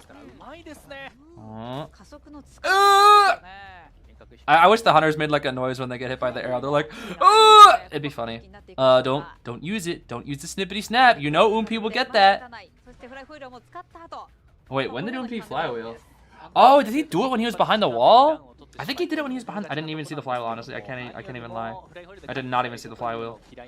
I think he did it when he was behind the wall. A lot of wheels do it behind the wall, so you can't see his fingies. His little fingies that come out, you can't see him. I think he held the trap to make it look like it was the snap too. That was smart. It was a little cheeky from Peter. Oh, there's the extendo spike go. Okay. With full presence, Archer's dead. He's not at full pres though. Oh wow. Yo, Peter kind of cooking. He's got this excitement for no reason too. Like he doesn't even need the excitement. He just has it. So now you can just walk through pallets if you feel like it, I guess. Okay, crossover distance. Trap. Can you make that? But the trap! Another trap. There we go. See ya. Down you go. And there goes my shower. Interesting. Wait, did they cancel snap? What? I didn't even see that. Greedy? Hello? Greedy? Yo, we greedy. Looks like a tie. I mean, RC Cypherus was crazy because guess what? Guess who they got? Lawyer. They got Lawyer out there. Bloop, boop, boo. Nice flywheel. Oh my gosh, Peter's wheel! These traps! Bro, these traps. Hello? Excuse me? Yeah, Peter can still win this. It's hard, but he can win. It's just not gonna be easy. He's definitely using Coffin here. Yep, 1000% time using Coffin, even if it is right here. Oh, we have found the city. Bonk. Full presence. No way he gets a rando trap, right? No way! Oh my! Yo, if he had faith in himself and he got the Yo, he actually got the rando trap, but he didn't commit. He didn't commit, dude. He didn't commit. Oh, what a shame he didn't commit. Wait a minute. This Embalmer has no borrowed. This Embalmer got no borrowed, bro. Hold on a second here. And he knows he has no borrowed. Hold up. He has the chair. Officer's already on the gate. Can Wheel make that? I think he can. Yeah, he can. Because it's Wheel. Oh, wait. City! You should have greedied before you didn't. I didn't open the gate. And now Lawyer going for the rescue. Bro, he should have did instead of didn't. Alright, he'll cherry you. And then now he knows where both people are going to come from. He knows the Lawyer will likely come for the rescue. He sees, even with that airwalk, you got that feather, but it's not enough. This should be a 3 kill. Okay. Bloop, boop, boo. Trap. His traps, bro. Yo, low-key, the wheel trap's so good if you can actually land it, I swear. There we go. Very nice. Oh, right, the coffin. Ah, the coffin. Full pres. 1 second before flywheel was ready. Oh my goodness. It's slugging time. It's Peter time. He actually 4 kills. He's actually gonna 4 kill. Peter 4 kill. Oh my gosh. Insane, bro. Insane. Genuinely insane, dude. Oh wait, Soba's gonna get up. Wait a minute. If Raleigh can last just a little bit more time. Extendo plus. He got him. But Raleigh also has self heal. That's the thing. If Soba can stay hidden long enough, they can pick themselves up. This could be a 1 out. Actually, it's not necessarily a 4. I can't say that. I'm gonna erase this that I just put. They actually can still get 1 because that gate is 60.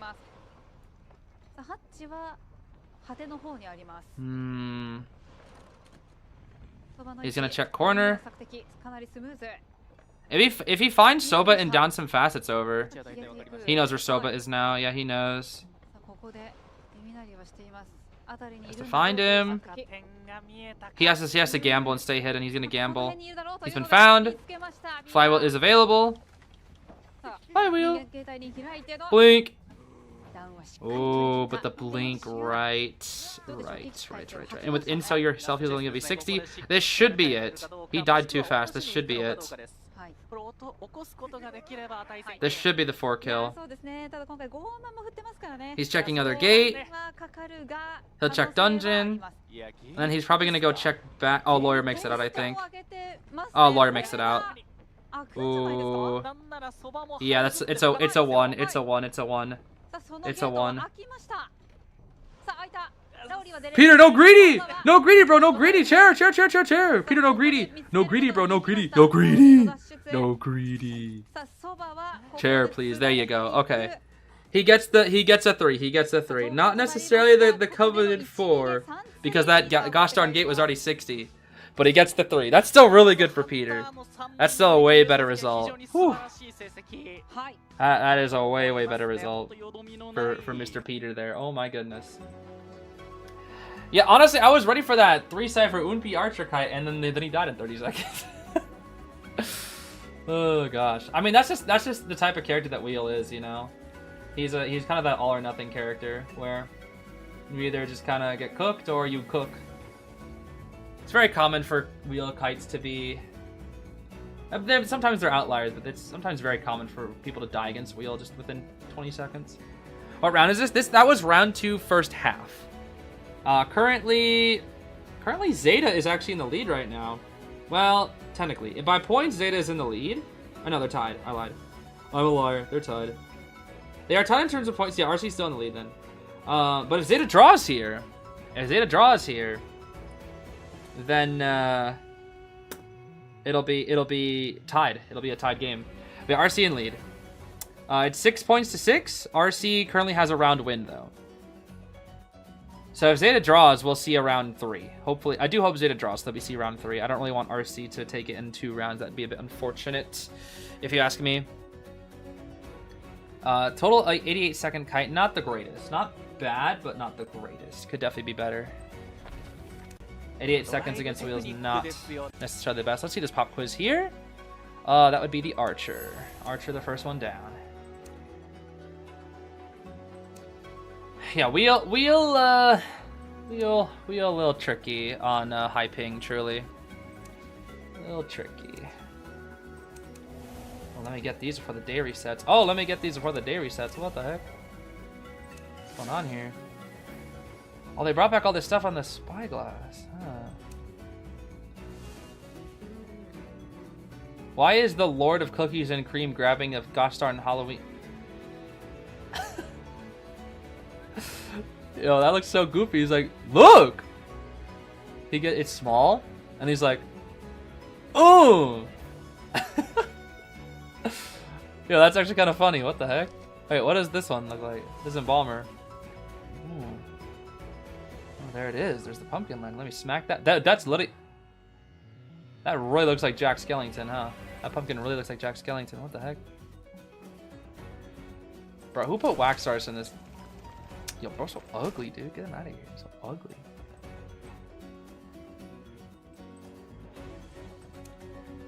I should get these someday. I have so many spyglass, but I have to save it for one of these skins eventually. I still don't know if I'm getting Lucky Guy or Soul Weavers. I haven't decided. I gotta get all these as well. No! I actually love this sticker. This is so cute. No! Ha ha ha. Dude, I love the stickers, bro. I think I have every sticker that they've released outside of the ones that like they started with. Let me see here. Let me see my stickers. Yeah, I have like all the stickers, bro. My favorite one is the Melly sticker. Why is she next to Bon Bon, bro? Why did I put Melly next to Bon Bon? That's disgusting. The Sleepy Auntie sticker is funny. The gardener that's like, oh, is funny. This one's funny. Eureka. The Archer one is funny. I love this Painter one. I use this Painter one a lot. This sticker.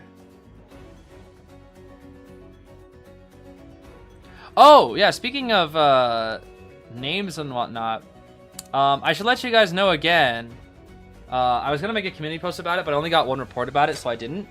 But be on the lookout if you guys, I think it's, I don't know what it, I don't know what their rank is or anything. But allegedly, this is my profile, by the way. If you don't see a profile that looks like this, it's not me. There is another person out there that's trying to impersonate me, apparently. And they're trying to, like, scam people for money so that I will let them in a video. Yeah, that's not me. So there's multiple imposters out there. They're kind of annoying. And normally I don't really care that much if people want to use my name. It's whatever. But if there's like ill intent behind it, that's when it becomes a problem. And there's somebody out there that's like trying to ask for money or like echoes so that people can, so that they think I'll put them in a video. I don't, it's stupid. So if you see anybody with my name asking about that, whether it's in Quick Match, Duel Hunters, Rank, whatever, it's not me. I do not talk in public chats. The only time I ever talk in this game, is usually with stickers. Like, I don't, when I am playing in games, I usually, to make sure, like, people know it's actually me, I usually don't talk unless, one, I know the person who I'm, like, talking to. If they're, like, a friend or an acquaintance, maybe I'll say something to them. But mostly I just say stickers. It's usually stickers. If it's, like, a fan and they're like, oh, hi, Zeez, I usually just give them a sticker. That's it. So that's how you know. If you see me talking, it's not me.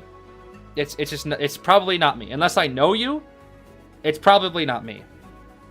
So just keep that in mind. I don't talk in the chats. I don't talk like in pre-match chat or post-match. I have post-match completely off.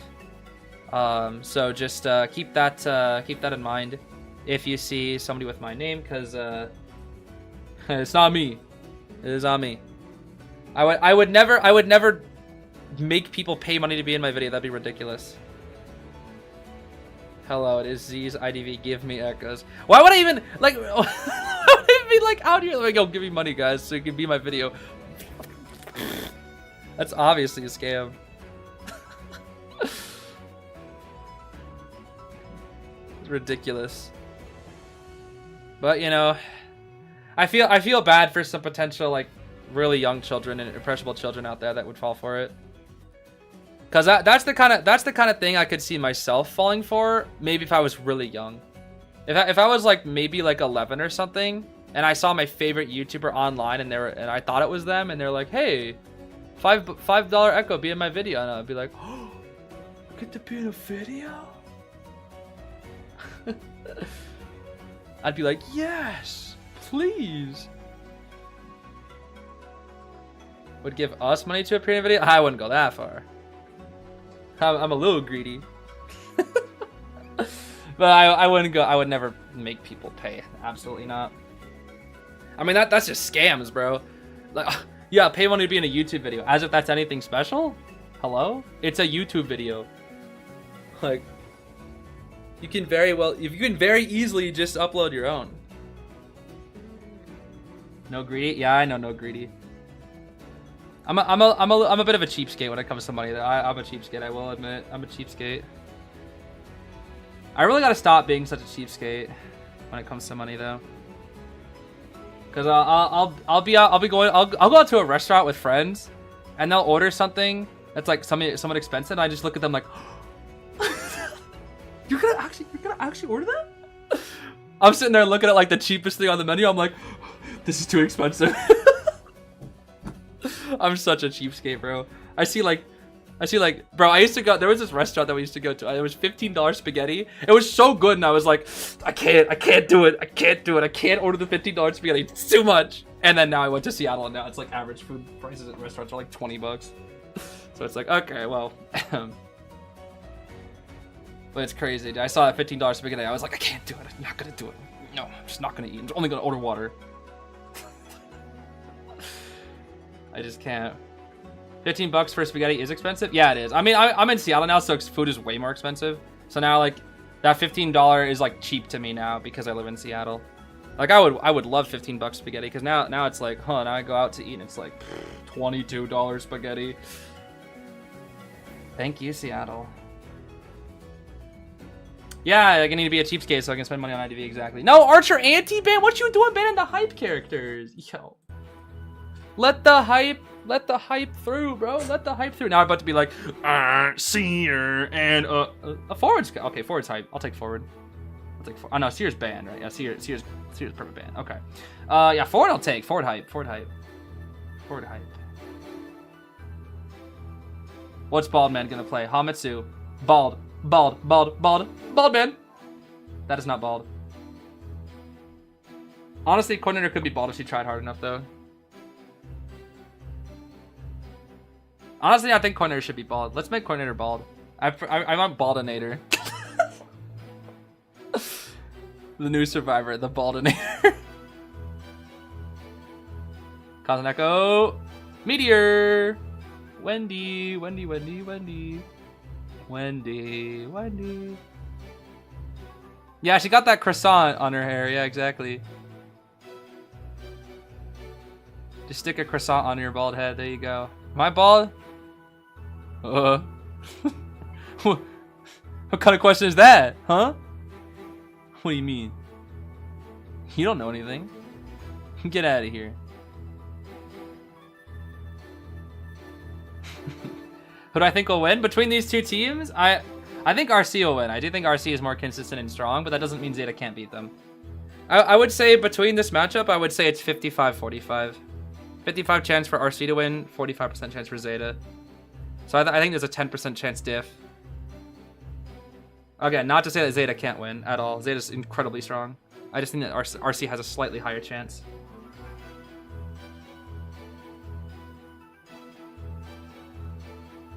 Zeez is Sans 100% real map pat. What the? Where? Yo, we've devolved. We have devolved. We're going back in time to Sans is Ness. I don't even sound like Ness. Okay. That's the best I can do. You didn't believe in ZETA during Koa? You're right, I didn't. Oh, it's Ivy. It's Ivy. It's Ivy.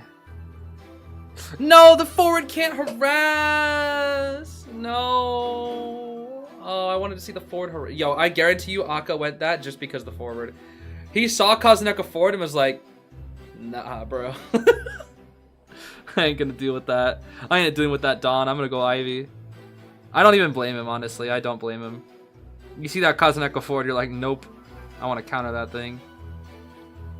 He can still harass his top. Yeah, he can. But it's like, it's way harder, you know?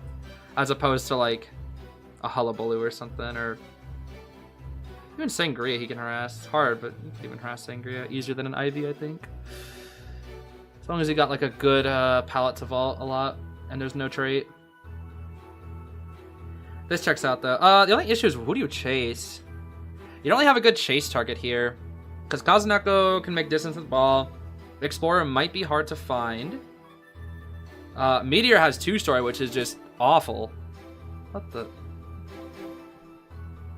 Sheesh, my microphone needs like, it's like, yeah. Microphone stand is kind of noisy. What the heck? And then Cordy has Pew Pew.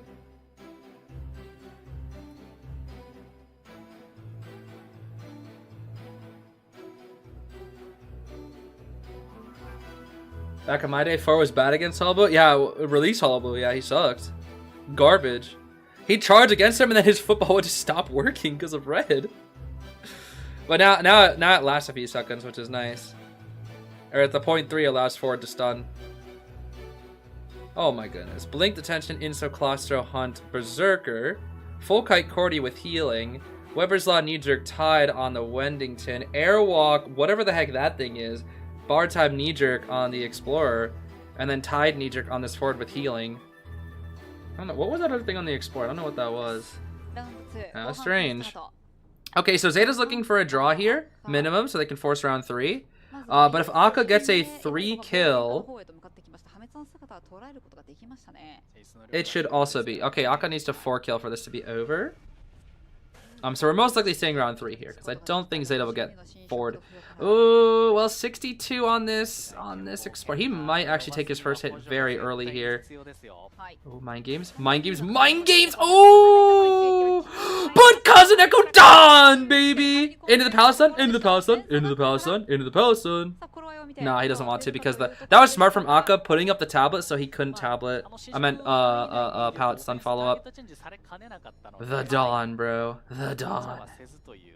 Kazuneko Dawn. That was a 55% ball, bro. He realized it's not gonna be many other times to harass, so he's like, I'm going for it. I'm going for it. Okay, we're just gonna repossess Blink and then Explorer will die here. How much he's gonna die in a corner? Yeah, this is terrible. See, what you're gonna do is you're gonna force Hamatsu back in. Boom, there you go. Yeah, this is, you never want to go back into a corner like this on Chinatown versus Ivy. I've done this.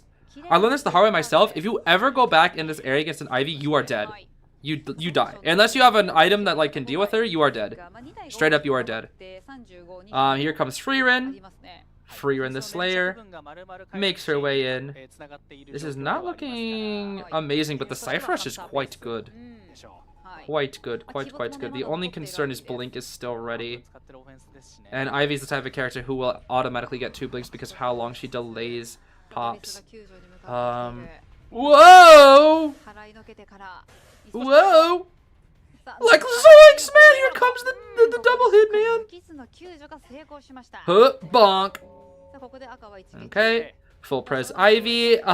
These ciphers are not so good, Scoob. Why did we burn full presence? Oh, because we have Blake. No, the Explorer's already dead, right? We don't need to waste it. Gotcha. I see.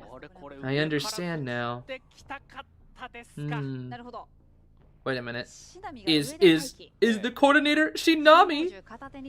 Are you gonna do what you think I think you're gonna do?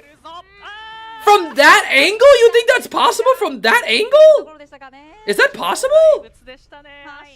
I mean, he shot the floor, but like, I guess it's possible from that angle? I didn't even know that.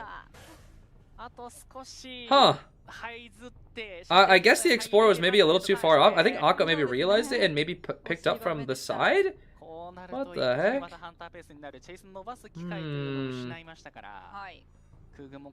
That was cheeky, yeah. That was a little cheeky. Quite cheeky. Yeah, truly the thought that counts. Alright, down goes our Explorer. Akka can actually win this. The ciphers are a little slow, and by little I mean quite a bit. These ciphers are actually, dare I say, garbage. Garbage. Trash. These ciphers are trash. I'll say it, these ciphers are trash, man. These ciphers are trash. I'll be the first to say it. Not a lot of people are brave to say that kind of, but these ciphers are worthless. And we have no gun. Ooh, we tried to flywheel the Blink. I respect the attempt. Yo, Shinami trying to get these clips, but just can't get them. Against the wall, against the wall. A shame. Dang, Shinami played so well, and yet it doesn't look like it. It's crazy.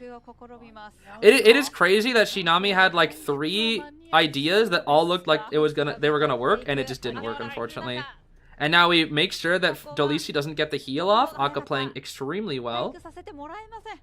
And now we can use Kazuneko as a way to get back to Shinami here. Potentially. Or use it as a guard. Can Kazuneko become God?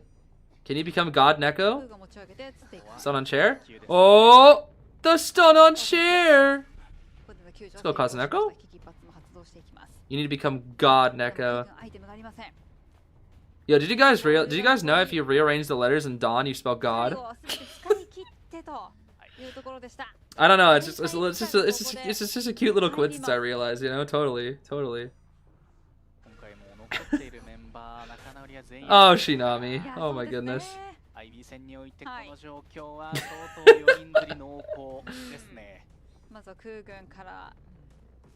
There we go. Another chair. Everybody half. This is 4 kill. Ah, what a shame. What a shame. No round 3. What a shame. I mean, Akka playing like a god. I can't even lie. Akka's playing so well. Nah, bro. You guys don't know how to spell. It's spelled God. D-O-N. You rearrange that, you get God. You guys don't know how to spell.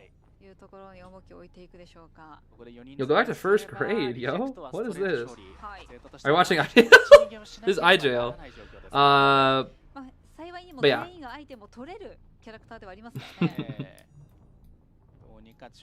Yo, don't be calling for the nurse now. Freerin digging in the chest? Yo, I hope the chest lid closes on her like the mimics do. That'd be funny. That'd actually be kind of funny. Elbow pad and decoy to save the day. I mean, this is already Ivy's law. You got 2 people left. Kazuneko got crows.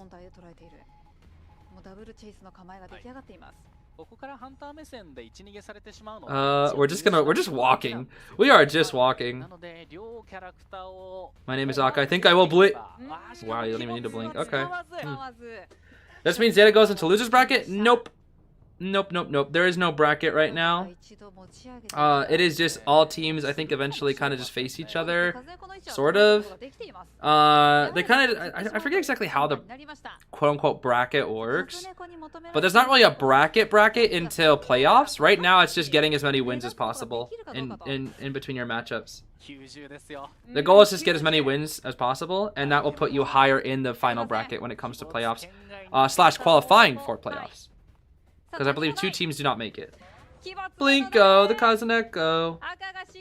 And that is a 4K for Mr. Aka, which means RC is the winners of the very first set of the day.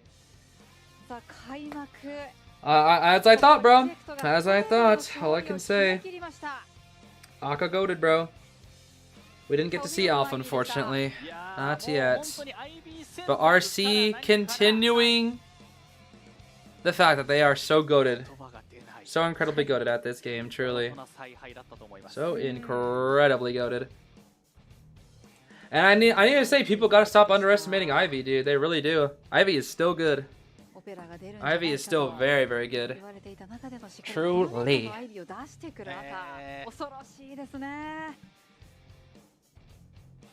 Called the nurses and the air nurses? What? Is this like the Air Force but for nurses? This is crazy. I'm about to see nurses drop from the sky. It's ridiculous. Yeah, if I see Marion drop from the sky, I'm out, bro. My hair made a salad? I don't know if I like that. That would be kind of funny, but then I'd have like gosh darn rabbits in my hair, and I don't know if I like that. They'd be trying to chomp at me every single day. How does a team get to go to a tournament? Well, these guys are sponsored by like actual esports things, so you kind of have to like get picked up by them. Otherwise, you have to be a non-professional team that qualifies, and you have to beat them out, but that's only for KOA. When it comes to IJL and IVL specifically, only the pro teams are allowed, which means you have to have like a sponsor, because those are professional circuits. Whereas KOA gives technically anybody in the world a chance as long as you're good enough, but at the same time, it usually tends to be these sponsored pro players because they are paid to play the game. They play the game 10 hours a day at times, and you know how can you as a person with like a full-time job slash going to school who only plays IDV maybe an hour a day at most beat, you know, people play for a living, you know. That's why it's so incredible that B4U can do stuff like that, because like they got their own lives and they don't practice 10 hours a day. They do when it's like KOA season, but that's about it. Like most of the time they only practice like, I think it's like what, 2 hours every day during like active seasons mostly, and then otherwise they just kind of do their own stuff. Why green hair? Why anything, you know? Why anything at this point? You guys are asking me why green hair? Why anything? Literally, why anything, you know? Why? The question at the center of the universe is the answer that we all want to know. Why? That's what I want to know. Oh yeah, the pop quiz. What the heck? What you mean avoiding? I don't know what you guys are talking about. You're ridiculous. This is ridiculous. I'm just doing the pop quiz. 6! I don't even know, I guessed. My luck crazy. I just guessed.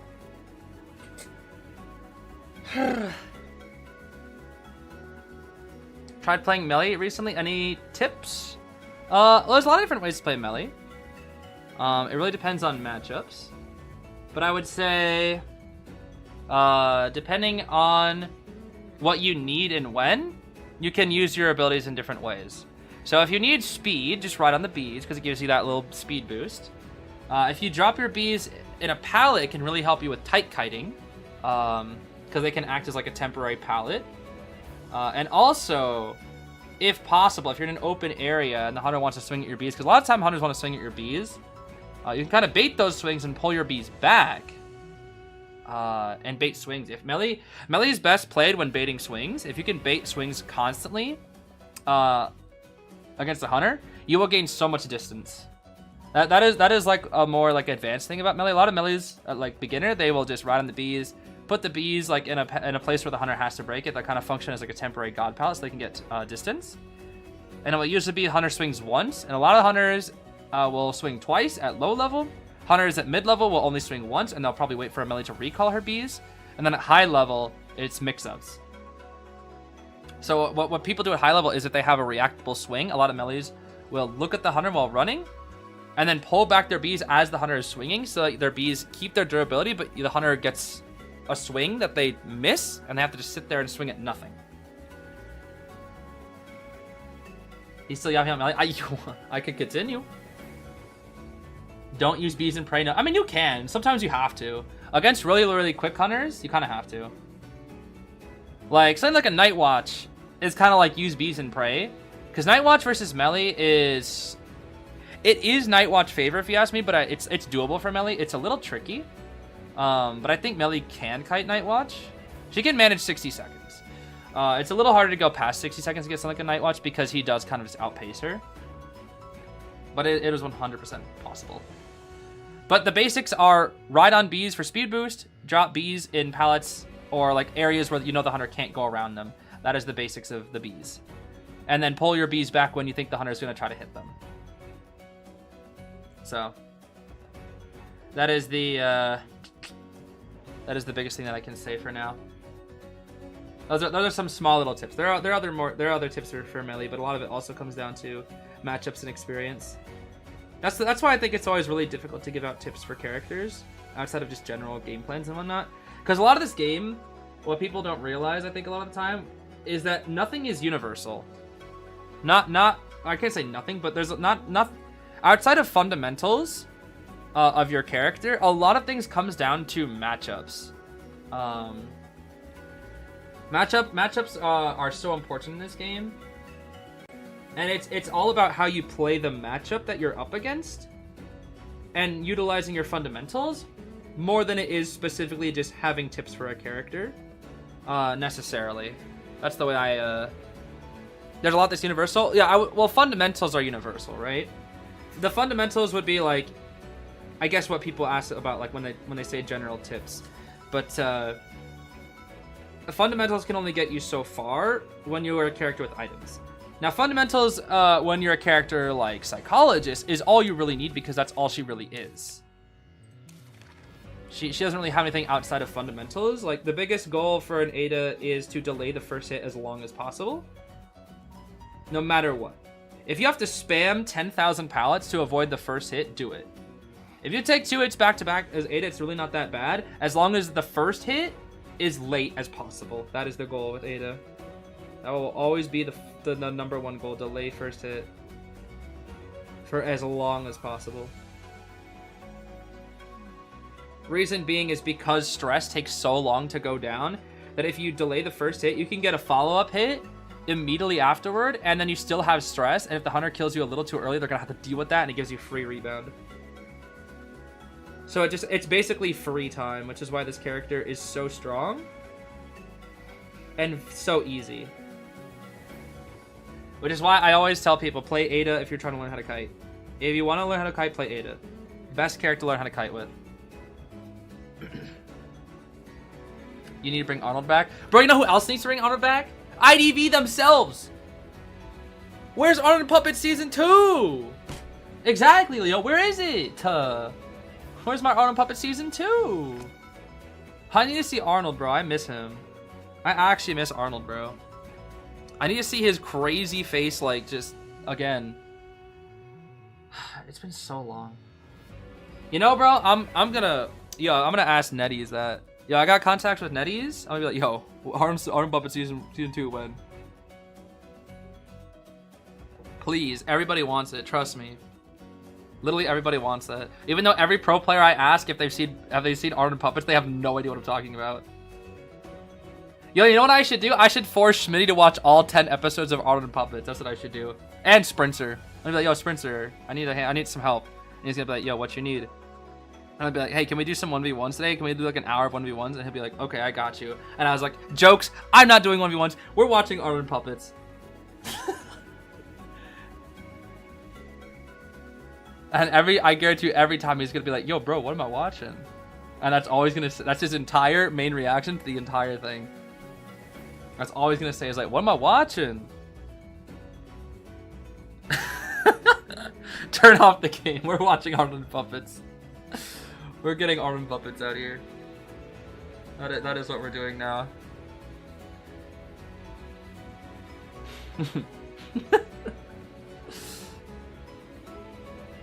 I loved it, dude. It was so cute. It really was. I want to rewatch it too. I really want to rewatch it. Yeah, I'm gonna play Lanternist soon. I gotta play Lanternist. It'll probably be after Halloween, because I want to try to maybe get some Halloween stuff out. But I want to. I gotta play Bald, Kiwis, and Amanda. That'll probably be November content. Did I do my predictions? Are they up? No, I didn't do them. AXIZ 100%. Yes. Wait, what? AXIZ. 4 elimination, 4 escape. Yeah, what the heck? We'll save for content. I think it's possible with AXIZ versus QTD. Let me see here. Let me see here. I can't with Bald Hamitsu, bro. I can't. I can't. I can't, dude. Let's see here.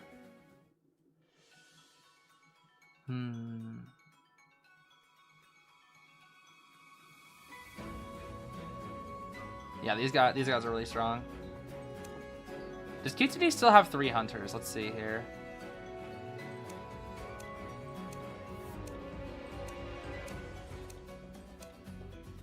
Oh, they don't. They only have 2 hunters now. Or wait, is that right? Yeah, they don't have 3 hunters anymore. Oh my gosh. Finally.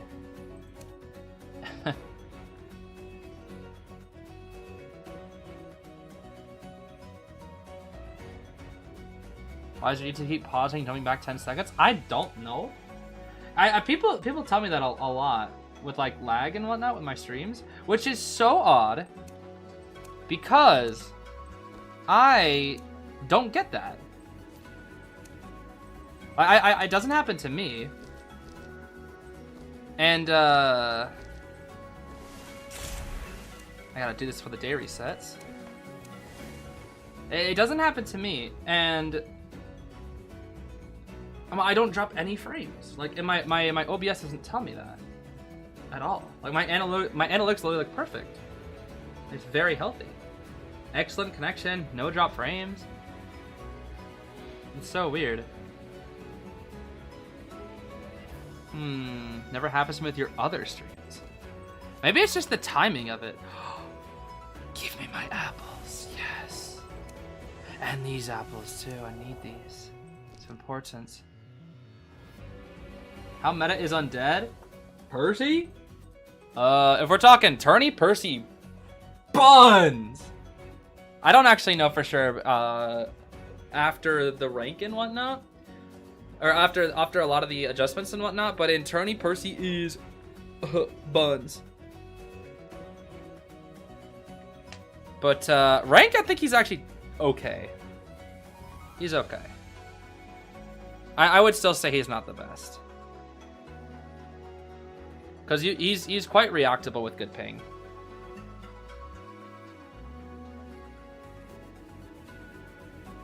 Yeah.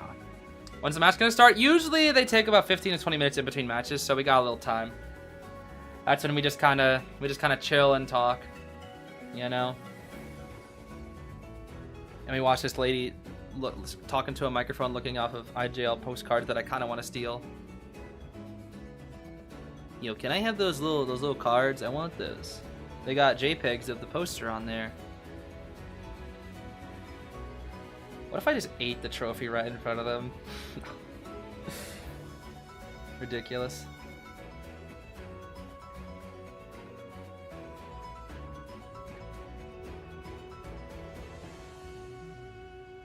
Yeah, he's been using Tourney by Yukikina, and that's really it. But Percy buns. Although if you ask Schmitty,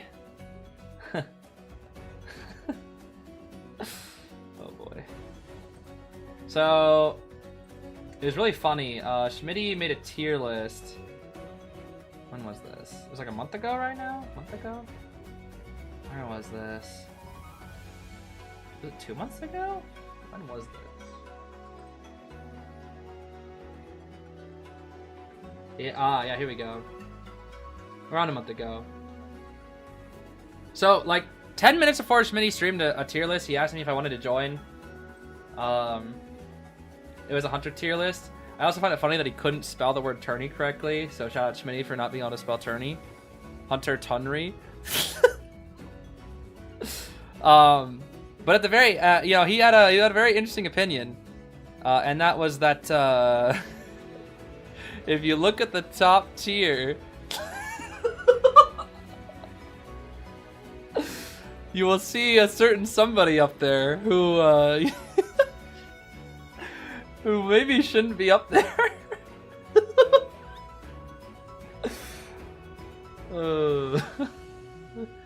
Bro, I tried so hard. I tried so hard to get. I kept telling him to get Percy out of that tier, but he just wouldn't budge. He wouldn't budge Percy out of that tier. He just had to. He just had to say he's broke. Oh, I tried, bro. I really did. I really did try. Isn't Sprinter S4? What, is he S4? Ain't no way Sprinter's been playing Percy, bro. What? No way. There's no universe Sprinter's actually been playing Percy. I haven't really seen all his streams because I've been busy playing Pokemon. I usually watch his streams a lot, but there's ain't no way this guy been playing Percy. Oh no. No, that's not a Sprinter. That's not a Sprinter. That ain't Sprinter, bro. That's Fraudster. Unless this is his alt. But I don't think it is. This is Fraudster, bro. And why would he be playing nothing but Percy and Bonbon? That is Fraudster, bro. I don't think I've seen Sprinter play Percy in like months, bro. What starter Pokemon I choose? I chose Totodile. Just Totodile. I know that's like the generic. Most people chose Totodile, but like, come on, bro. It's Totodile, bro. Come on. I love Totodile. That's what he sounds like, bro. That's canonically Totodile's voice, by the way. Blue gummy. Bro, did you guys see the Kirby Air Riders gummies? Oh my gosh. I love these.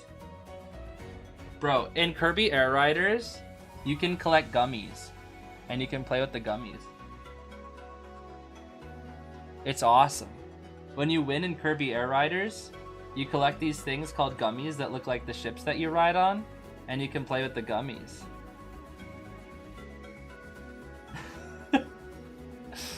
Anyway, this game's gonna be peak. It's not out yet, but I can't wait to play it. Look at my goat Gooey. Look at this man. This is my goat. Look at him go. Using his tongue to do whatever he's doing. Goated, bro.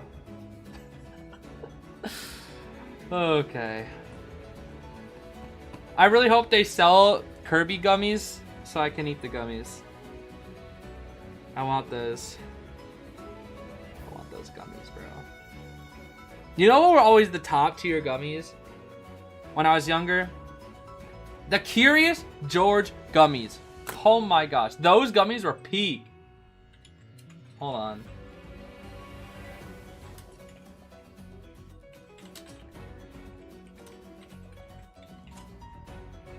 These were the best gummies ever, bro. These gummies. Oh my gosh. Bro, I can smell them now, dude. These gummies were so good.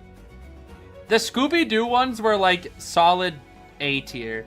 The Curious, I cannot tell you that these are quite literally S tier. I'm not even, if you had these fruit snacks, they're S tier, bro. I can't. I do know about, dude, these gummies are S tier. I don't know if they're still as good nowadays. I don't know if they changed it, but when they looked like this, These were the best. Look. Bro, they were the best gummies.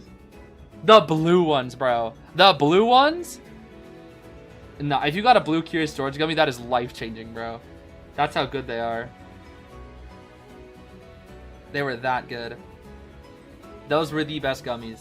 The Scooby-Doo ones were also good, but they were not as good. Because the issue with the Scooby-Doo gummies, there's one specific issue with the Scooby-Doo gummies, or two. Yeah. These were solid A tier. They were good, but I swear, they were always like a little too, they weren't like firm, I guess. They were like a little too mushy sometimes. And the issue with that is like, they would get stuck together too much. And then you have to like peel them apart, and then it's like, they look nasty. And also, Scooby was blue for some reason. I always thought that was weird as a kid. Yeah, I didn't really think anything else was weird about the other characters being different colors. But I always saw blue Scooby, and I was like, why does he look like that? Why is he blue? That's weird. Your mother didn't let you watch Scooby-Doo. She said it was demonic. Demonic Scooby-Doo? What? I haven't heard of demonic Scooby-Doo. I remember, dude, Pokemon was like the demonic thing. Bro, I hate AI overview. Why do I look up Scooby-Doo demonic and the first thing that they tell me, no, the main characters of Scooby-Doo are not demonic? That's not what I'm asking! I hate, can I turn that off? I hate AI overview, bro. Get out of here. Shut up, AI overview. I know they're not demonic, bro. I don't need a gosh darn doofus AI to tell me that. This is so stupid.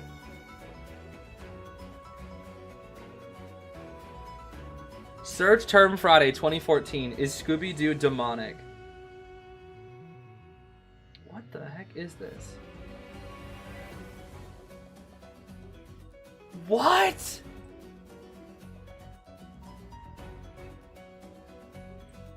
I suggested that on the surface, Scooby-Doo appears to be the parable of disenchantment, as the snooping kids find that behind the ghosts and ghouls there is just human trickery.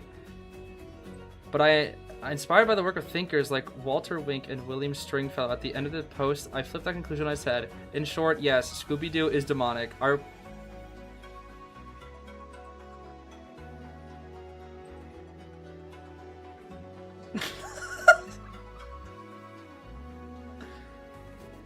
When it comes to Scooby-Doo, I'm kind of a 1969 to 1971 purist.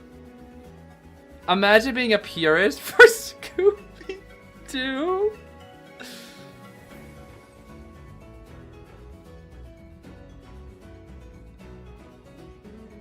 Bro, what does it have to do with being demonic? You're just talking about all this. When do you say it's demonic? Money is the power behind the occult force.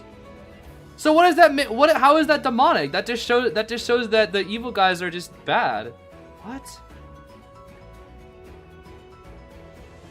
What? Given the close association with the demonic and the economic in the Bible, it struck me as there is really spiritual power at work in Scooby-Doo. Perhaps the most demonic power of all, the final temptation of Jesus?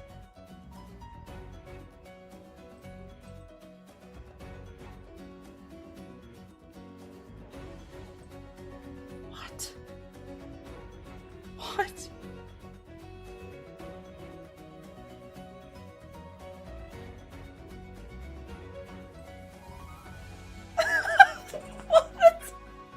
What?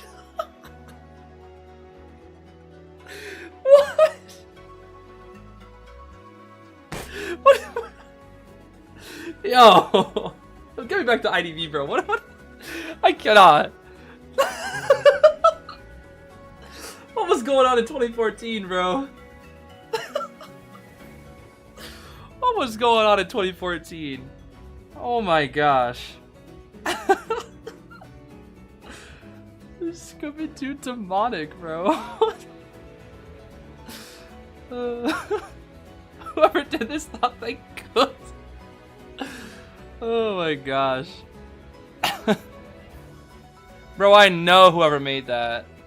I know whoever made that is happy with the current state of the US. Oh my goodness. That's all I'm gonna say. My goodness. It started with Curiosity Curiosity Jorge. Curiosity Jorge. Oh my goodness. Oh gosh. Yo, show me Wave Kun, bro. Yeah, give me that Wave Kun, bro. Get me back, bro. Oh my goodness, give me back. Oh, Curiosity Jorge. Furious George? What made him so upset? The bananas. The bananas. Oh my goodness. Yeah, I'm gonna be so honest. I really did not like the QTD jerseys at first. I kind of like it now. I don't know. It just looked a little like old-fashioned. I kind of like it though. It looked like something that like out of like a 2004 sci-fi, like a 2000 sci-fi shirt, where it was like red and blue and white for some reason. And it just looked like a little like tacky, but I kind of like it now. I don't know. I didn't really used to like it. Wait, what? What? Hard to support Wave Kun after human remains were found in his 2014 penthouse? Bro, Matthias. That's fake news. What do you mean? That was proven to be false. That was AI.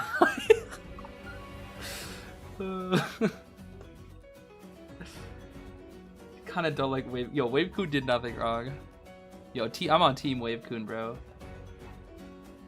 Poor Wave Kun, bro. What did he do? He's just a guy. He's just a little guy that goes, where? He paid the judges. He's got all that esports money. Paid off the judges and the jury. He's like, yo, bro, vote me innocent, and I'll give you all this esport money. I'll give you free echoes. Ooh, okay, Wave Kun. Oh my gosh. Do it and I'll buff Gravekeeper even though he doesn't need any more buffs. Okay, Wave Kun. Yo, I'll put in a good word. I'll buff Patient. But isn't Patient fine? No, he has to have armor on his hook. No, he has to make sure the hook gets back when he messes up. Oh, okay, Wave Kun. Okay.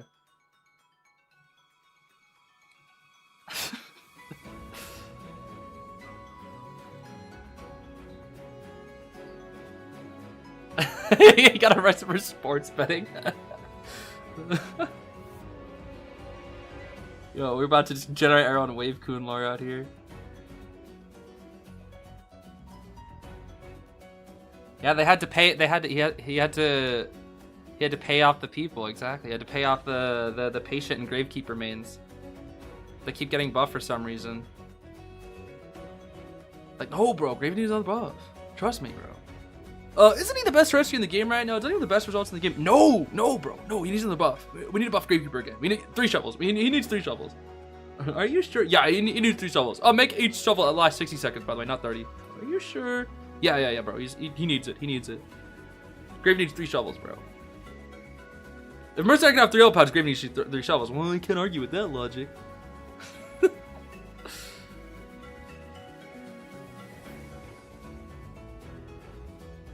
If Kun doesn't have arms, he can't hold a gun. That's AI.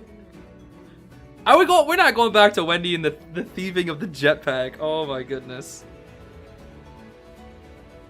Listen, in dire situations, I think grabbing a quick cheeky jetpack isn't bad.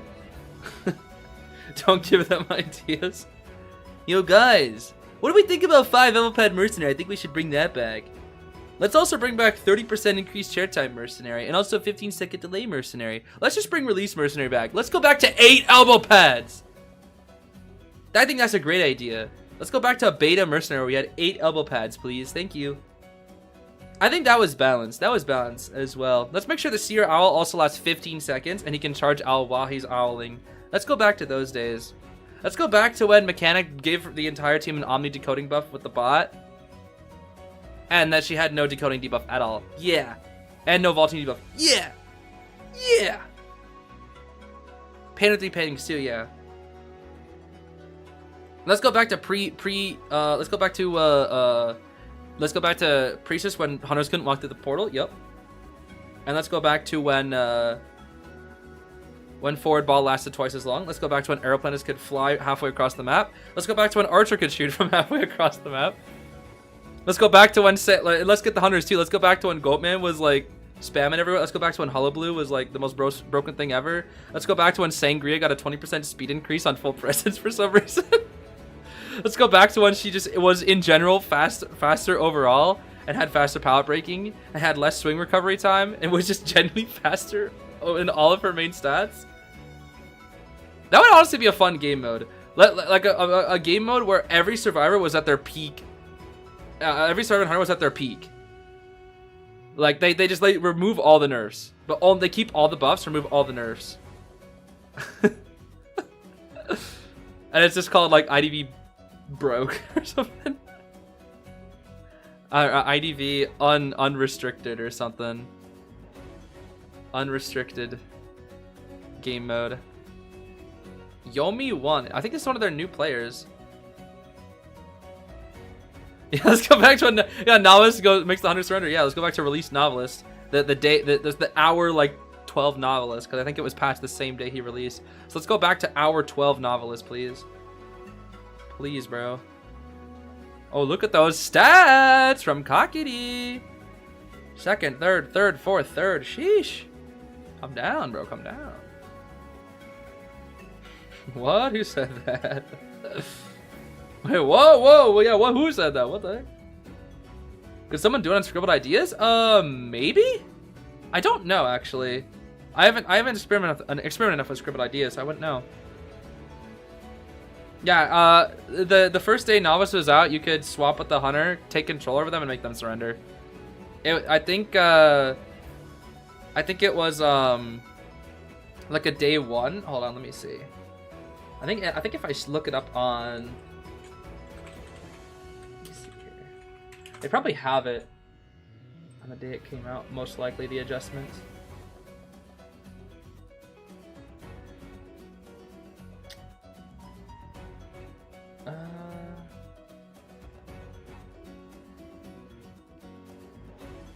Or was it on test server? I don't see it. It's not on the change log.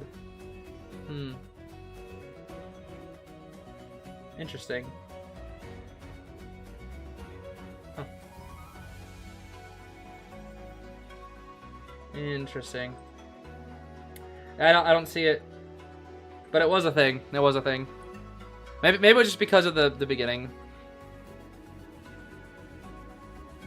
Old Novice was disgusting, not because of his skill, but because his skill would destroy my phone.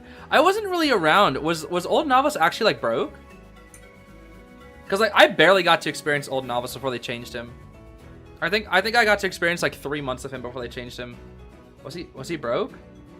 Like at a top tier? Because like gaining control over the hunter for 5 seconds, right? That was what he got to do. Kind of whatever. All I know is that he was really buggy and he was banned in turns because of how buggy he was. He was just kind of mid at top level. I see.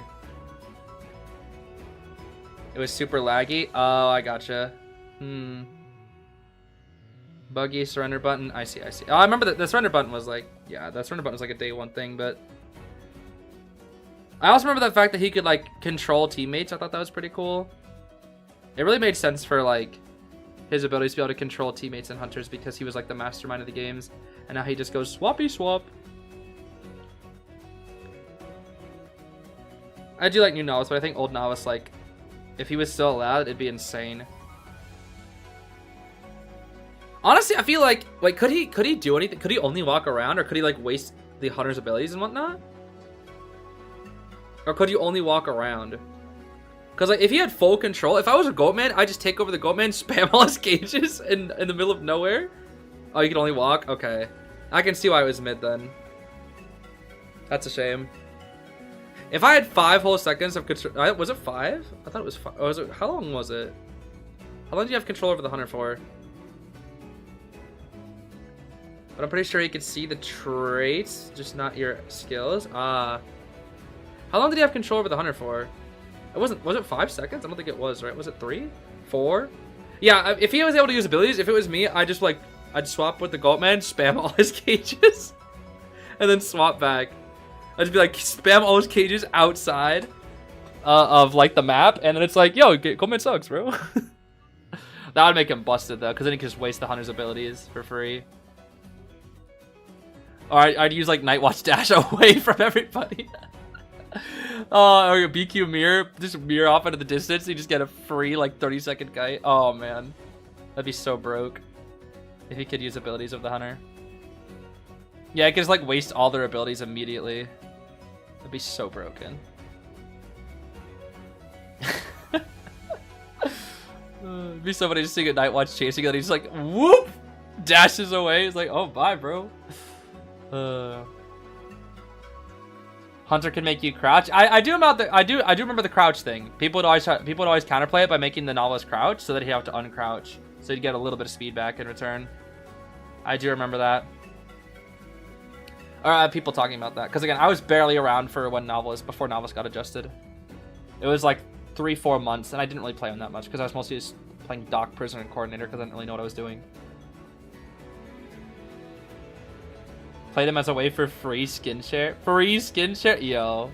Honestly, that's actually funny. That is funny. Yeah, these spawns are kind of weird. These spawns are kind of weird. Yeah, we'll bring Metopia back too, yeah. I'm getting back into streaming now that I'm not sick anymore. Thank goodness.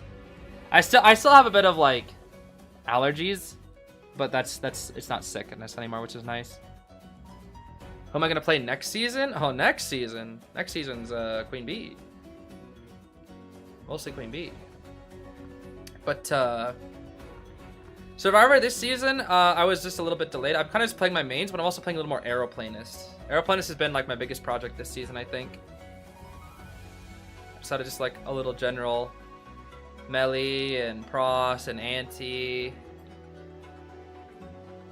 Melee pros anti have been like the biggest ones. What am I looking at? Blink, Trump, Detention, Wanted, Berserker, Giant Claw, Berserker. Wait, why is Berserker on there twice? Wait a minute. Why is Berserker there twice? Huh. Whatever, let's see here. Alright, Cockity, what do we got here? We're playing the Goatman on Lakeside up against Arrow, Prof, Mage, and Grave. This is very standard. Tide, Bard, Grave, Tide, Flywheel, Mage, and Prof. Flywheel, Tide, Arrow. Okay. This checks out. Double Berserker. Is it refer to 2 stacks? Then why wouldn't they just put it the icon? That's kind of silly. What? Huh? Huh? Oh, that's 1 cage kited. That's good. What the? Sure. Yeah, alright, sure. Weird. Yeah, they have 2 Berserkers, but they would, like, space them out. That's the weird thing. Very odd. Okay, Kaki just walks the path. We have backdash now. He should be dead. He should be dead. Right? Block. Go for blockade, force flywheel. Beautiful flywheel. Heat, wow. You could have just no, blink to run hover. Yeah, he has hover, he has hover. He has hover, that checks out. I was like, you could block with cage, but blink is more consistent because of hover. Yeah. Yo, this cheese is coming in early. That's a pretty early rescue. It should be okay. Aeroplane is just gonna die far away. Even though he has hover.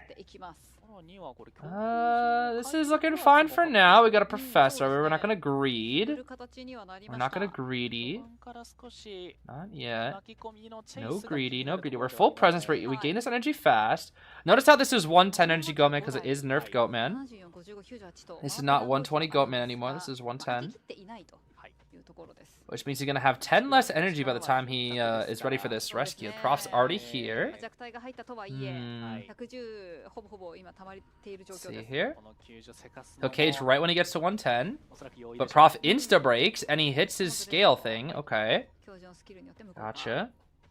I'll turn this up ever so slightly. Let me know if it's too loud. Just so I can hear it a little bit better. Okay, he gave him a scale, though. He gave the airplanes a scale. Ah, he didn't get the scale. Unfortunate. He still had hover and 2 jetpacks, man. That's unfortunate. How unfortunate.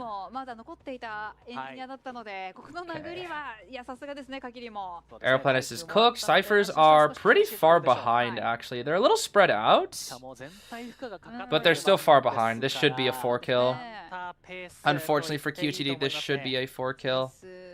I think the first rescue is a little too early. The kite was fine. It could have been a little bit longer.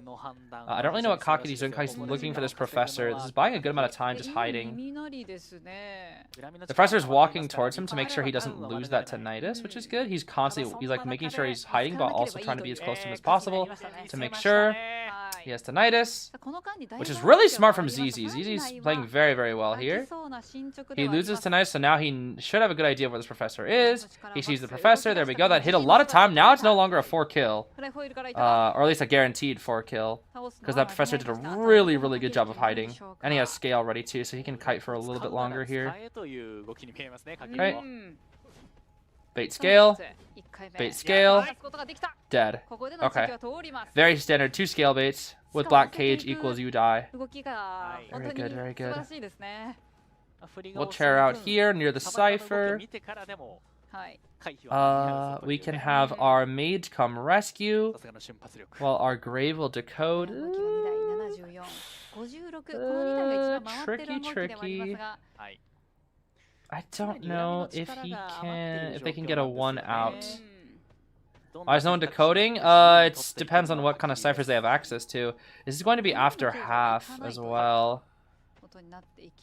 Mage wants to push that cipher while Grave is actually going to rescue. Okay. Abnormal. Ooh, that's going to hurt. And he hits the mage, so everybody's injured. There's the rescue. He's going to use triple cage here. 1 more cage ready. Scale ready too. But he just swings. He doesn't even care. He's just like, yeah, let's go for it. Yeah. 100%. 100%.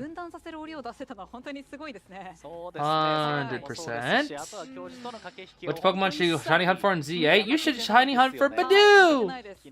Go for Badoo, Misty. We love Badoo. Or Magikarp, that'd be funny. No, Red Gyarados already common enough. Maybe Snorunt. Badoo or Snorunt, how about that? Badoo or Snorunt, so you can have your Frost, your shiny Frostlass. I know you like Frostlass. Okay. Yo, this maid's gonna have to last, like 3 years. We smack of the wand. I'm Goatman and I'm lost. My name's Jeff and I don't know where I am. But I know my name. And I know that you are dead.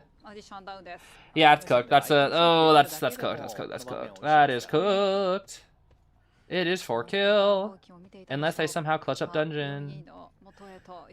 Which I don't know is possible. I don't think it is. Tynamo could be a fun one to shiny hunt, yeah. Actually, no, Tynamo, there's only like 2 Tynamos in the game, right? Might be a little annoying. Max, I think friend request on Pokemon TCGP. Did you find me on TCGP? What the heck? Yeah, I guess so. I haven't logged in. Actually, oh, I should pull my cards on TCGP right now. Actually, I'll wait, this match is over. I mean, we slug him, but it's fine. Sonic Mercenary. Yo, if we had a Sonic collab, that'd be so weird. A Sonic collab in IDV. I would say cheerleader because of the speed, but it doesn't really work because I don't do gender swaps for collab characters. Charles as Tails. Oh my gosh. Yo, you guys are cooking. Hold on. Charles as Tails.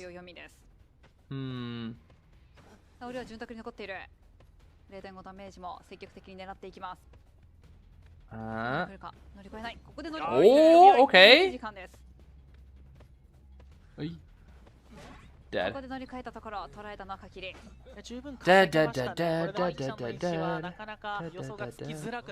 Amy is anti-cheer Amy? I mean, Amy has the hammer more than speed, right? I guess they have both. So.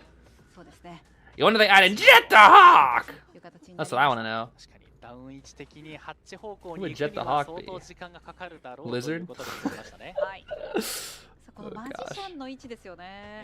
Well, now it's all a matter of time of finding this mage. Yeah, Eggman is mad. Oh, yo, Eggman is Mad Eyes? Yo. Eggman is Mad Eyes. That'd be amazing. That would actually be amazing. I would love that so much. Eggman as Bonbon. Wait, they can actually manage one here. They generally can manage one. I just don't know where dungeon is. I was not paying attention. They don't have it near them though. Oh, it's here. Oh, it is cooked. You're gonna get crows. It is cooked. You're gonna get crows. Yeah, flywheel and wand to make it that all the way to dungeon. The only way you're going to be able to do it is by using the Goatman's cages against him.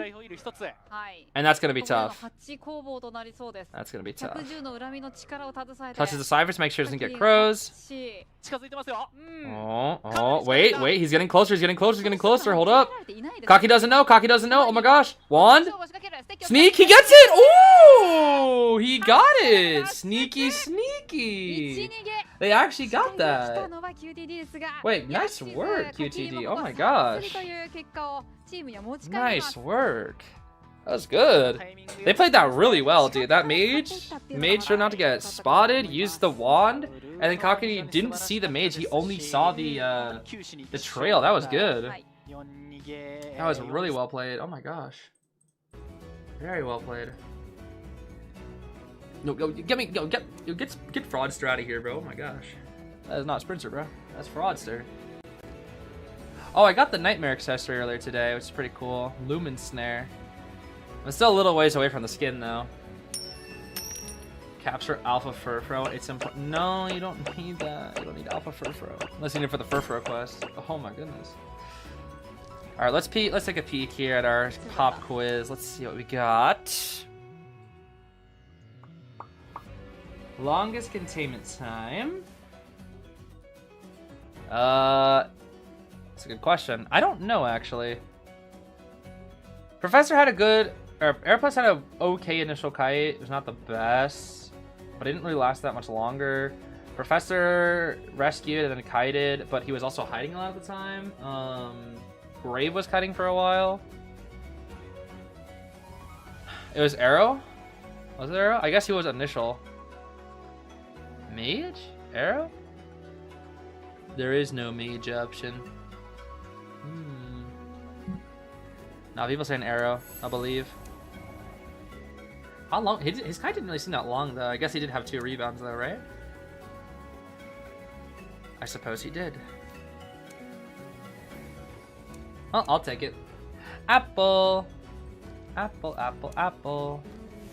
Give me that essence. Yeah, I gotta open my packs on TCGP, actually. I was considering doing it with the slug out gameplay, but I didn't. I held back. Love Arrow so much, but you don't want to learn him. I mean, he's not so bad. He really isn't so bad. He's fun. Just a little tricky. A little tricky indeed. Oh, they still have the deluxe packs. Oh. Still got those deluxe packs, bro. I'll open those later on TCGP. I'll probably do a video uploading the deluxe packs. So they have, how many hourglasses do I have in this game? I got 327 hourglass saved up. I'll have to do a pack opening video soon or something. Oh, Droplet! Oh my gosh. First off, I love your profile picture. Oh my gosh. $20 donation. Thank you so much. Juan just said something because he finally got a job. Your videos and streams are always so fun to watch. Hope you're having an amazing day. Aw, thank you so much, Droplet. That's so kind of you. Congrats on the job though. As funny as people like to censor it, congrats. Getting a new job can definitely be sometimes a little stressful, but also a bit of a stress relief depending on your situation. But congrats on that. Hopefully it's a good fit for you. Hopefully it's not too stressful for you there. But thank you so much for that. That's very generous of you.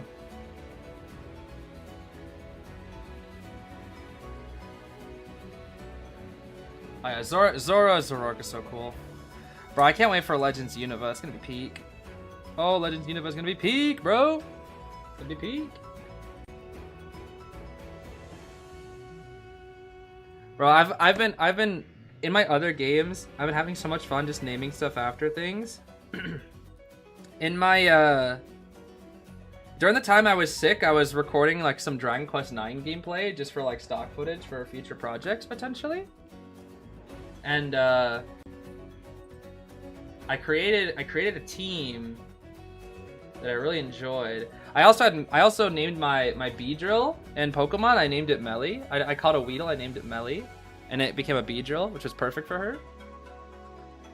And then I was playing Dragon Quest IX while I was sick, and I'm trying to find it. Here it is. I just did like a bunch of uploads about the boss fights in it, and I just created a team with Lucina, Goat Mignon, Melly, and Stark on it, and I just like fought through every boss in the game with them as my team, and I was like, this is goated, bro. I was so happy. Wow, this is what got me through my sickness, by the way, was playing through this game. This is like one of my childhood games, and I just created like 4 of my favorite characters, and I just made them go on an adventure. And it was the best. And at one point, I had a slime, a cute little slime on Melly's head because it was like to cover her face. But I don't know which video it was in. But she had like a little slime, and it was awesome. A little slime covering her head. It was fun. That was a lot of what I did when I got sick. Also, I pulled garbage. If you guys are curious, I pulled garbage on Pokemon. What a shame. I'll be getting a new phone soon, so hopefully I can do mobile content soon, but also just pull up random stuff on mobile whenever I need to for my capture card. Because that would be nice. I'm probably gonna get the oh, what did Aaron call it? Let me see here. Red something red. What is it? Red Magic 11 or Red Magic 10? I don't know. I think the Red Magic 11 is the new one, but I'm probably gonna get a Red Magic 10, which is like a gaming phone, which will be good for like recording. I think that's like kind of the goal. That way I can have like good quality. Because my phone that I currently have is trash, and it dies on an hour. If it's not on the charger, it dies in an hour. It's awful. Such a garbo phone. So garbo. Would I play any other Pokemon games to stream too? Really enjoyed the streams? Oh, thank you. Oh, yeah, I definitely would. I definitely will. I'll play the DLC, especially that comes in February as well. Yeah, I want to learn how to play IDV on mobile. So I'm getting a mobile device. I'm hopefully gonna get it next month. But it's a little pricey. How old is it? It's a Galaxy S10, so it's not like the oldest thing in the world. But I got it used after some guy. One of my friends, I bought it used from him, and he had used it for like, I think 3 years. And it was okay when I first got it, but I got it like 4 years ago, so it's been like a 7-year-old. It's been used for 7 years, so it's just old, and it's getting like worse and worse by the day. And again, I'm a cheapskate, so I haven't replaced it. So, you know, I haven't replaced it when I probably should have replaced it like a year ago. But it's not a bad phone by any means. It's just old. It's been used too much. It's been through many years of use.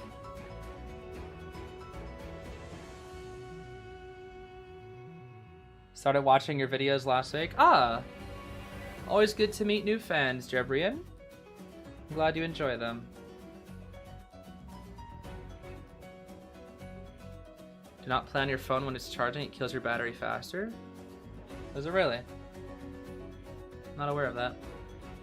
Navencito. Sorry if I butchered your name. Thank you so much for the 5 members. Thank you. Dulce with the typing quirk still, I see. Welcome, newbie. I better say that, right? I'm not cooked. Should be right. Officer Puppet. Oh, I gotta swap the music. What the heck? Here we go. Officer Puppet, Seer Prof, Mage Ban. Let's see here. Explorer. Why is Explorer so shifted to the left? How strange. How strange. Who's the biggest IDV creator? I think Piason? I think that's the biggest IDV creator. Maybe. I could be wrong. Is it Piason?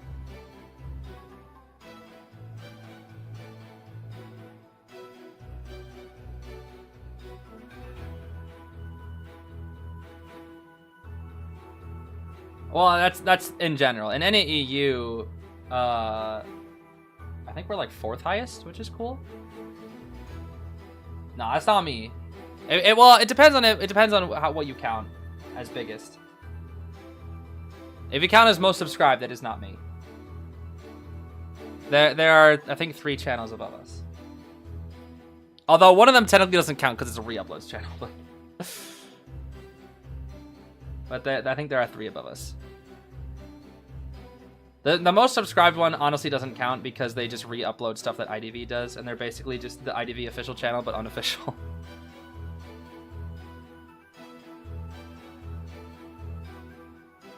Yeah, Gaming Grizzly is the #1, I think, like solo creator, because that's so he's got over 100,000. Now, to be fair, he wasn't a solo IDV content creator, but that still does not mean that he still wasn't the biggest. Goat man. Goat bro. Goat lad. Goat person. Goat being. Goat entity.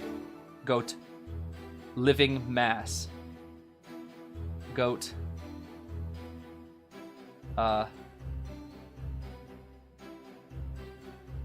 Hito. Oh boy. Alright, enough of this. Goat concept? Okay, what do we got? Nyan on the Enchantress, Monopi on the Officer, Atto on the Explorer, and then Tuna on the Lewis. Woke, man. How cheeky. Okay, who are we chasing? We're chasing Nyan, right?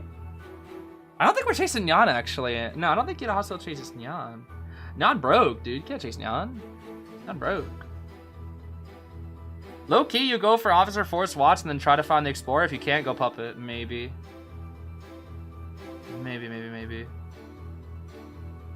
Alright, Duco's content great. You guys should also subscribe to Duco. Duco's content's great. Doesn't upload often, but whatever he does upload is very high quality. Good thumbnails, good quality. Good entertainer, good creator. I'll be collabing with Duco actually in about a week. On the 30th, we'll be playing some spooky games on his channel. So go subscribe and watch. Then I'll probably do an announcement about that soon. Oh dear, the list goes on. Blink, Detention, Trump Card, Addiction, Rage, Wanted Order, Berserker. I can't even finish the Survivors because it happened so gosh darn fast. Oh my goodness. Let's see what we got here. I am the goat man. I will vault the window and chase Nyan Enchantress. We're actually chasing Nyan, the Nyanster. We got full Kya. What? Oh, cheeky! I like that. Bonk. Okay, we got 3 stack already. I don't even think you need a 3 stack.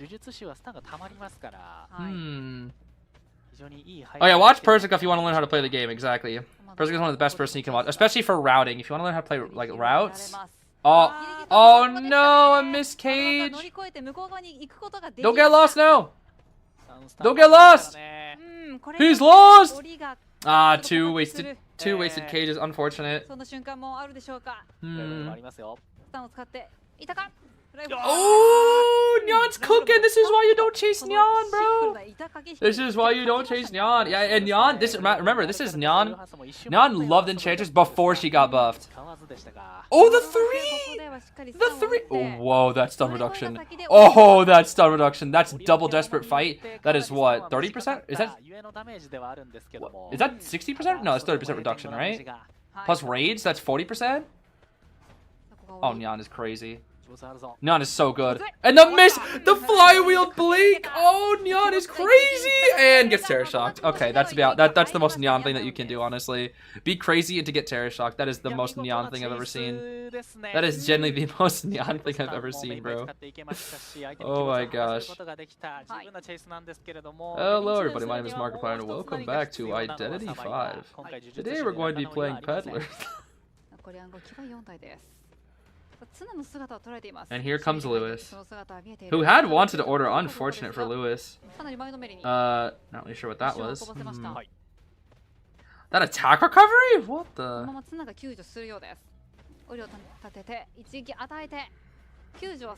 Speedy. This Goman feels fast. Bonk. Ciphers are pretty good here, actually. These are really good ciphers. This should 100% be a draw.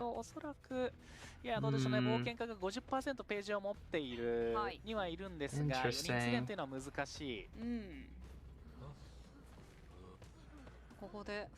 Queso look like Bonbon? Like Bonbon? That's a whole gosh darn bot. Greedy! Greedy! Oh my, greedy, bro. Oh, yo, greedy! Yo, greedy, bro. Oh my gosh. Oh,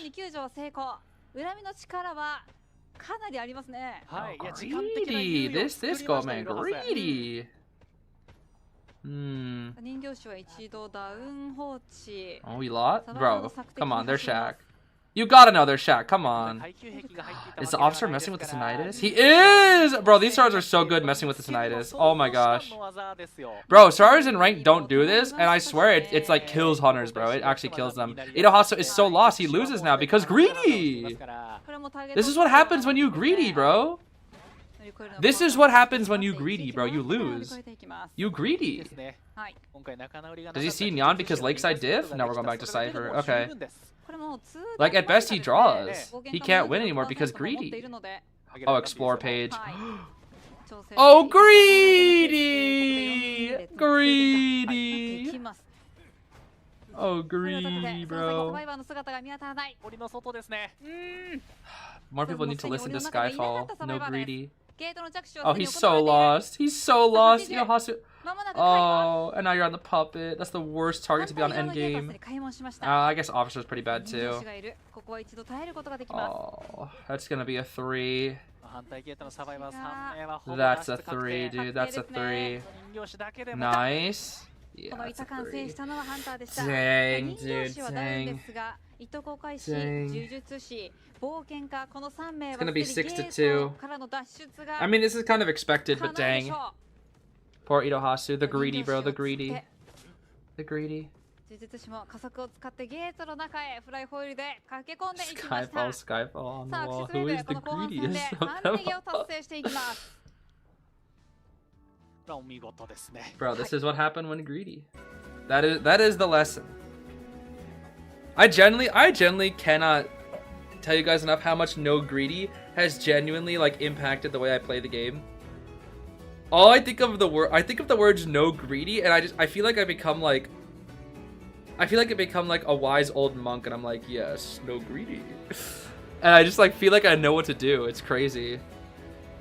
It's like a mantra that I just tell myself, no greedy, no greedy. And I just like, I'm like open, my eyes are open to like the actual correct game sense decision as opposed to, let me run and harass. And then I'm like, no greedy.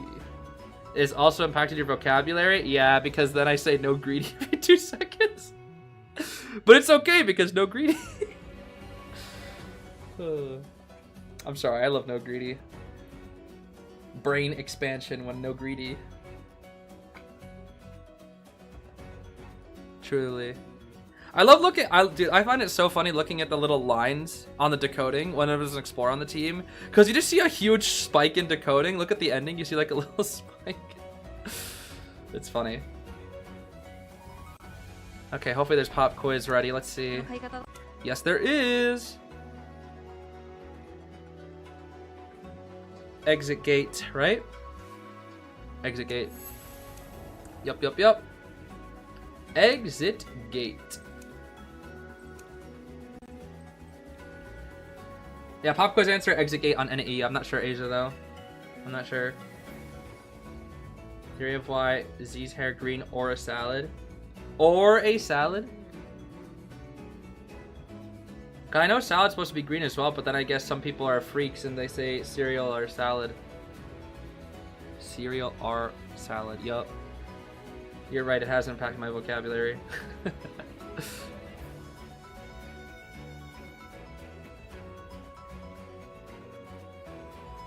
Stealth is the ultimate mind game? I suppose so. The ocean is soup. You know?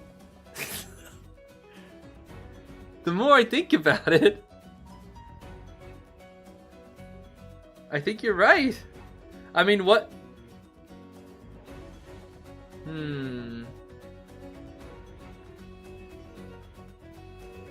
Yeah, I think you're... I don't know. Is there any reason it wouldn't be? Water, salt, fish, and plants. I mean, that's what you need for a good dashi at times, I suppose. You know, if you saw the back highlights for RC versus A, but the backstage, Alpha's holding up a picture of Akka smiling. It was so cute. Bro, Akka rarely ever smiles, so that must have been a rare photo. But I think I remember he smiled a few times. He did smile a few times during IVS. Rarely, but there was a few times. It's a cold soup. I gotta ask, dude. That's a great question to ask my roommate. I think she's cooking right now. I should go ask her. I'll be right back. This is important.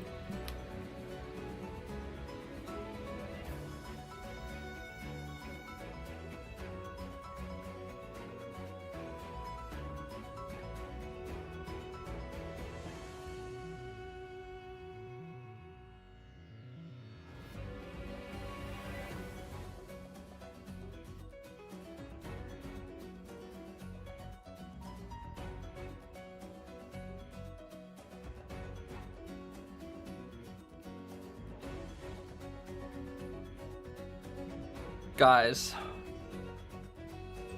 I need to find an image first.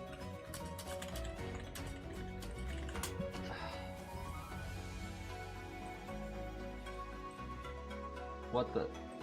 Hold on. Bro, what? I'm not trying to download this image. What? I'm not trying to. Yo, bro. I'm not trying to download it! Yo, whatever. It's fine.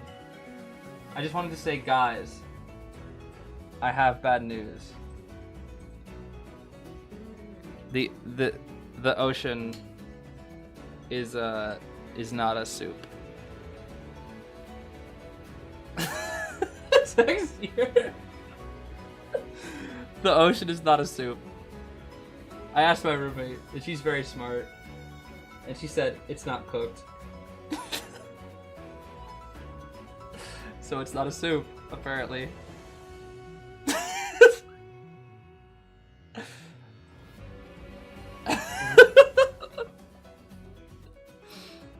What about the underwater volcanoes? But I mean, that's part of it, I guess. There's raw soups.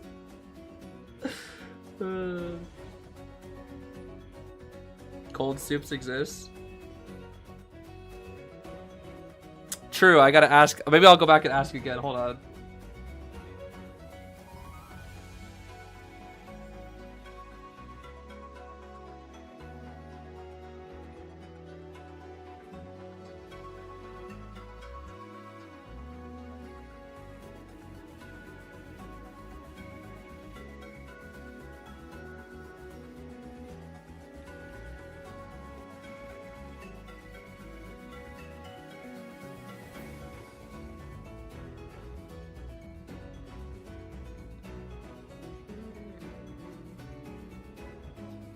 Guys, I have good news.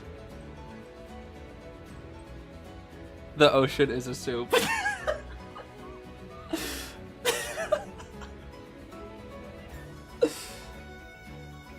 I have good news. I asked, what about cold soups? And she said, because like those exist, and she just said, well, they shouldn't. But that means she confirmed the existence of cold soups, which means the ocean is a soup, guys. I have good news. The ocean is a soup. Anyways. The ocean is a soup, bro. It was important research. I had to consult my my roommate. See, everybody out here consulting like Chat GPT and everything. I just asked my roommate because she's really smart, and I'm like, hey, do you know about this thing? And like nine times out of 10, she's like, yeah, I know about that thing. Ocean's more of a sauce. A sauce? A sauce? Primordial Soup is... No, bro, there's a game called, I think, Primordial Soup. I think there actually is a game called Primordial Soup. And I always wanted to play it, and I never got to. Hold on. Yes! This is the game. It's a board game. I saw it at a convention once, and it was called Primordial Soup. And I begged my friends, please, can we please play Primordial Soup? And they were like, no, bro, I want to play Cards Against Humanity. And I was like, bro, that game sucks. All it is just a bunch of lame 18+ jokes that are not funny at all. And they're like, no, bro, it's so funny. I love making the same 18+ joke every 3 seconds. Bro, that's not funny. I'm sorry. I want to play Primordial Soup. Like, look at this. It looks so good. And they're like, no, bro, we're playing Cards Against Humanity. And I was like, I'm going to sit in the corner and be sad whenever I have to pull up a card that makes me question why I even am alive. Anyway, if anybody has played Primordial Soup, tell me about it, because it looks great. I don't know anything about it, but it looks great. I know it's that you're not supposed to judge a book by its cover, but I look at Primordial Soup, and I'm just like, man, sometimes I wish I could build a time machine so I could go back in time and convince my friends to play Primordial Soup. That's not for no other reason, though. I don't need the time machine for anything else, just that. Actually, maybe to go back and get Sophia as well. I need to get Sophia Melly. Okay, I have 2 reasons for the time machine. After that, one of you guys can have it. I don't need it anymore. I need to go back in time to get Sophia Melly, and then I need to go back in time to convince my friends to play Primordial Soup with me. And that is it. That somebody else can have it. That's all I need it for.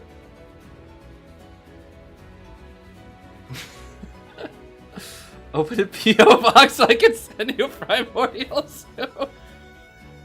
Looks very boring, no shade. Nah, Matthias, you're always trolling. No, I don't believe you. You probably think it's the most peak thing, and you're trying to gatekeep. Yeah, you're gatekeeping right now. I know you're gatekeeping. You're 100% gatekeeping.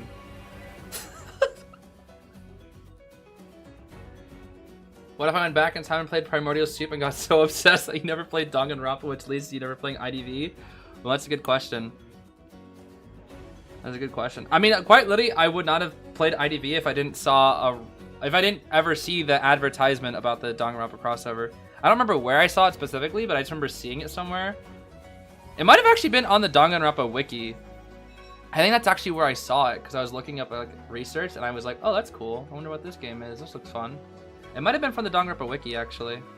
That might have been how I found out through IDV. I don't really remember exactly. I just remember it was from Danganronpa.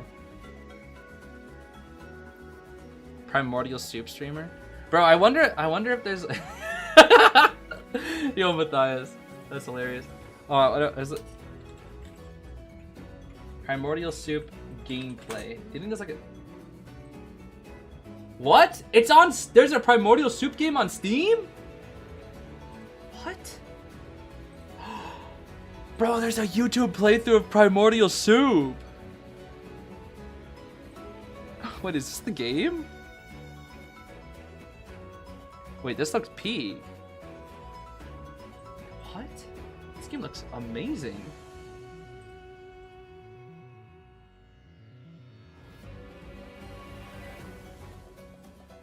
Oh my gosh.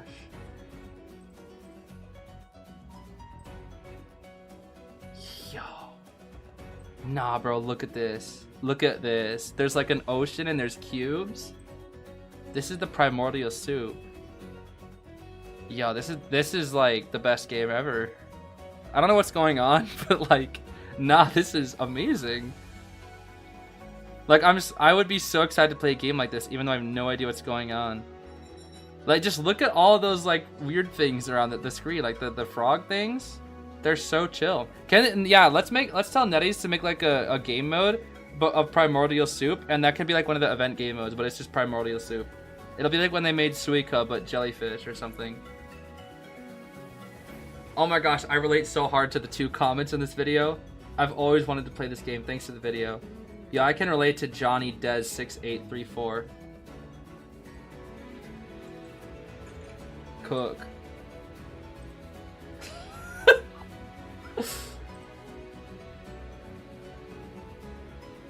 Tom and Jerry Chase? I don't know what you guys are talking about. Never heard of that game. What? Never heard of that. Never once. Never once in my life heard of that. That's it. Allegro. Allegro. Da-da-ba-da-ba-ba.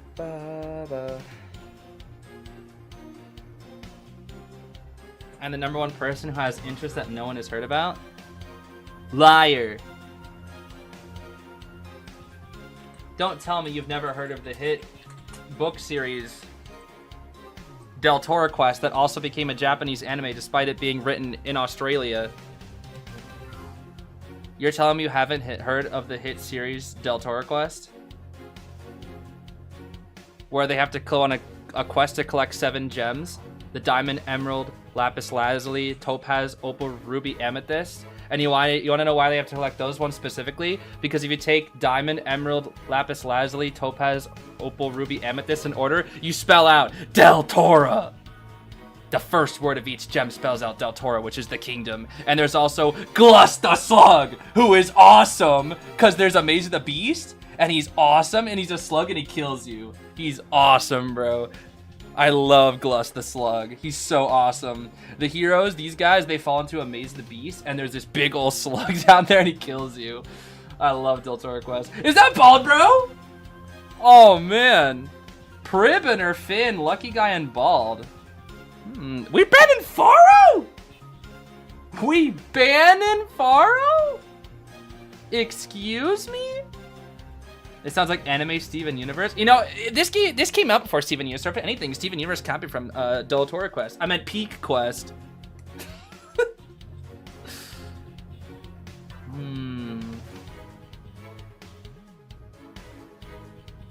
Anyway, that's like one of my most niche interests that I absolutely love. I am obsessed with Del Toro Quest, and no one knows about it. Bro, you guys would love Dane. Oh my gosh, Dane Del Toro Quest. I think you guys would like Dane Del Toro Quest. He's really cool because he doesn't he doesn't have a nose for some reason. They just don't draw him with a nose. And also, he's evil. He's evil, guys. He's evil. He turns out to be the bad guy, and he like transforms into a monster. And then he steals the belt of Del Toro where all the gems are on. And Leaf, the hero, is like, "I'm gonna defeat you, Dane." And they're maybe gay, but wait, what did I say? I didn't say anything. Is that Hullabaloo? What?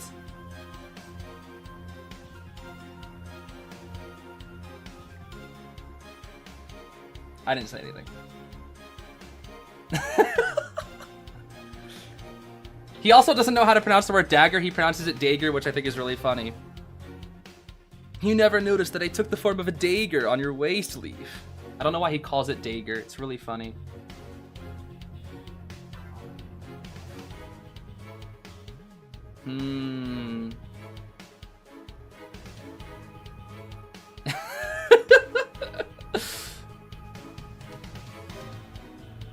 Might as well say the whole plot now. Bro, I could yap about it forever. Yo, you guys don't even know about the City of Rats. Oh, man.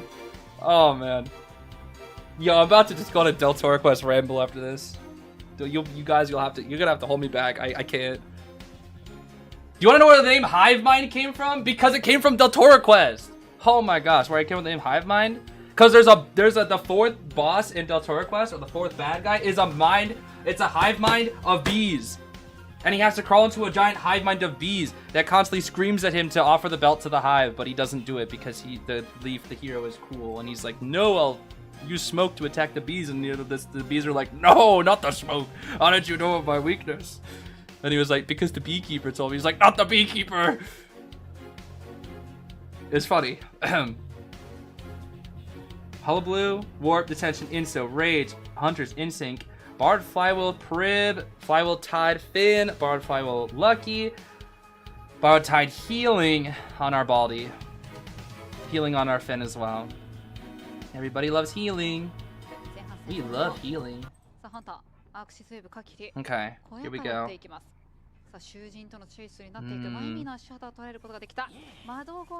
He chasing the prisoner. That's Rice. That is Rice right there.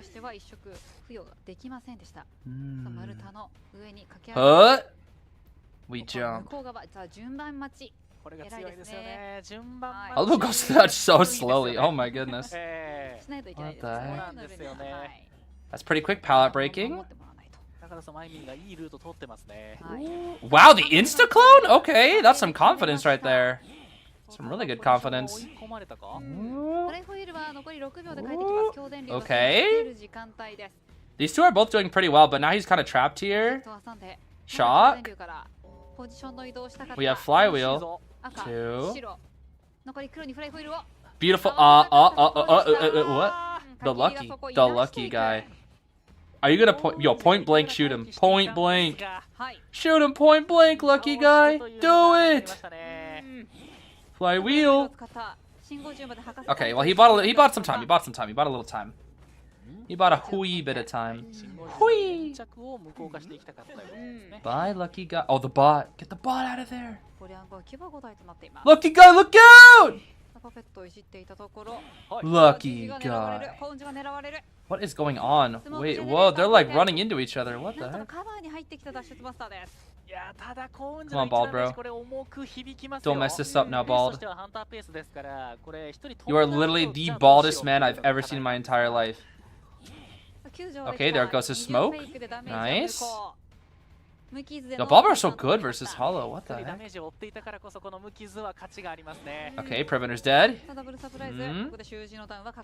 Bobber might not have feelings. That was a compliment. What? I said he was the baldest man I've ever seen. That's a compliment. He would be happy. A creature we must investigate in a laboratory. I'm not a rat. What? Bro, now I'm thinking of Templeton from freaking Charlotte's Web. Now you got me thinking about that gosh darn rat named Templeton from Charlotte's Web. Bald bro? What's going on here? Greedy. Okay, gave the prisoner the ball. All right, warp. Ah, he still has trait. Right. Only a rat would answer like that. Yeah, that's funny actually. Shock him. Yo, shock him, bro. Yeah, you gotta send a message. Come on now. It's about sending a message. You gotta, bro. You gotta.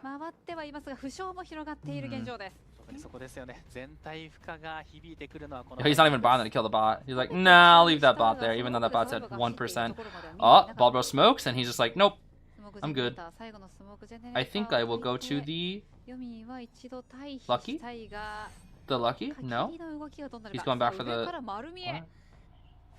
He is lost. This Baldbro smoke is messing with his head. But the clone will help find him. Clone. Clone. Who needs game sense when you have clone? Look out, Baldbro! He's coming for you, Baldbro!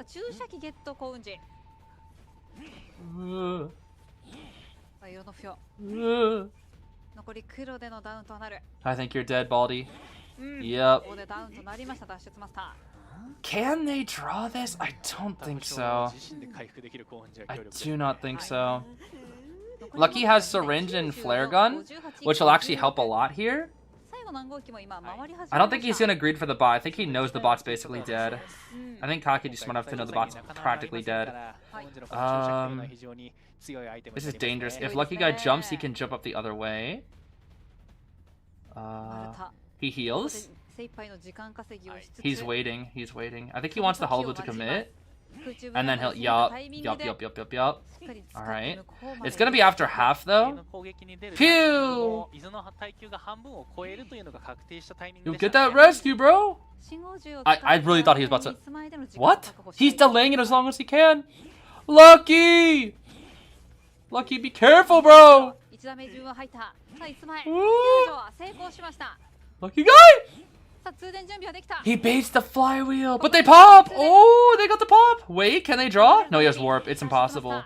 Unless Bald can live. Bald has to cheese. He has to get to a cheese spot now. He has to get to a cheese spot. He didn't get the cheese. Baldy's dead. That gate's taking a while to open. He warped. Lucky has... Oh, Lucky has dungeon. Lucky has dungeon. They can draw. Finn! Finn! He has attention, Finn! Ooh. He gets it, he gets it, he gets it, he gets it, he gets it. Nice, they got the draw. That's impressive. That was a good draw. That was a really good draw. Genuinely impressive, bro. That was a really, really good draw. Oh my gosh.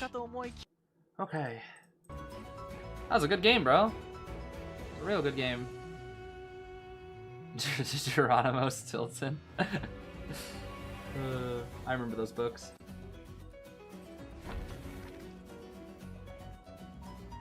Bro, why do I keep getting ads for like women's backpacks? What? Weird. Alright, what do we got here? No! What? Brother.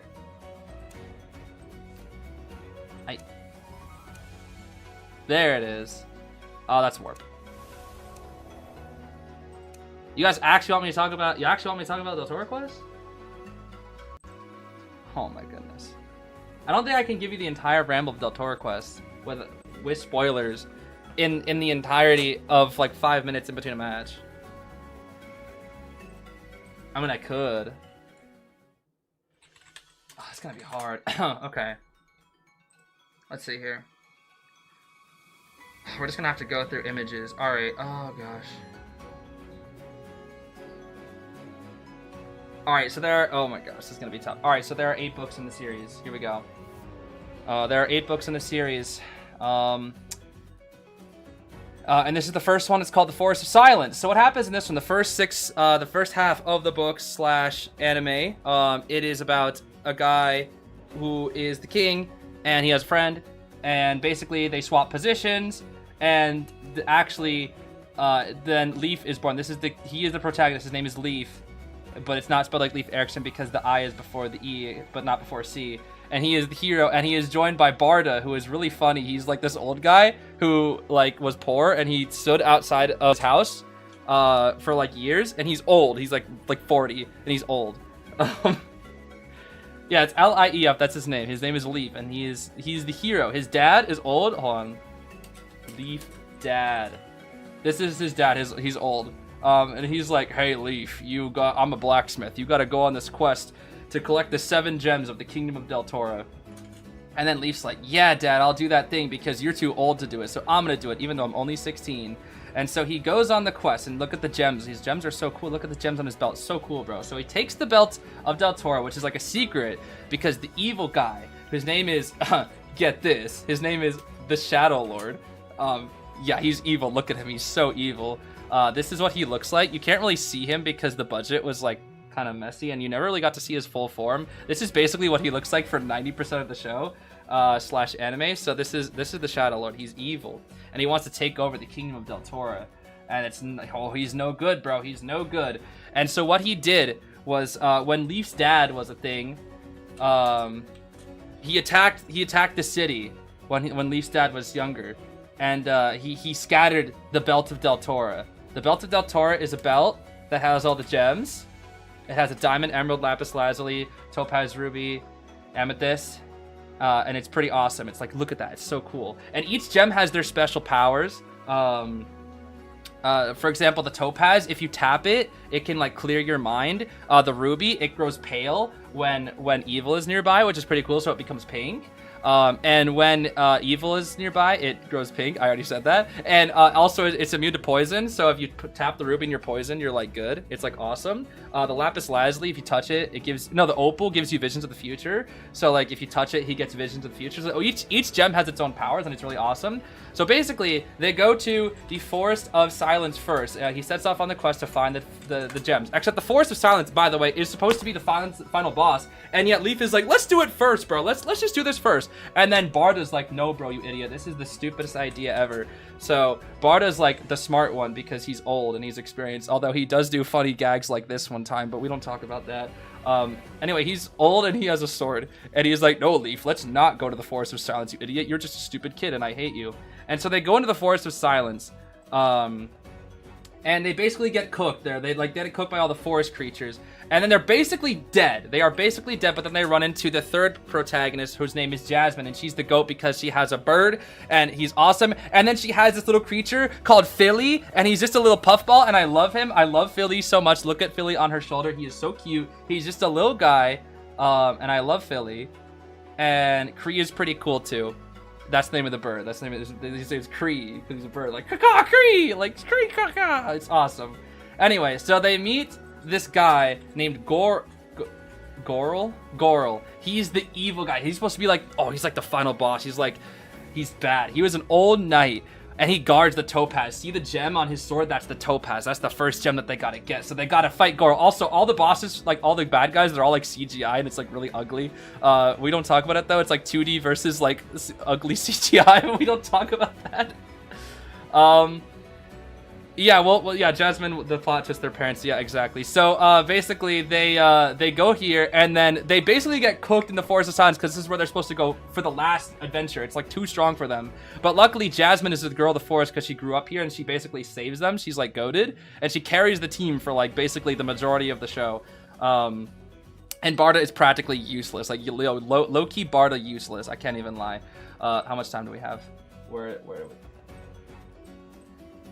Okay, we're still on the first book. We're cooked. Anyway, so they go to fight Gorl, and Gorl's basically cooking them, and then Jasmine, like, destroys Gorl by dropping a bunch of trees on him. She, like, chops down a bunch of roots, and he's, like... She can also speak to trees for some reason. I don't know why. So the trees told her to drop the roots, and she cuts the roots, and the tree falls on Gorl. They kill Gorl, and then they get the topaz. And then they move on to book 2, which is the one with the fish. Oh my gosh, what is it called? Oh my gosh, I'm a fake Del Toro Quest fan.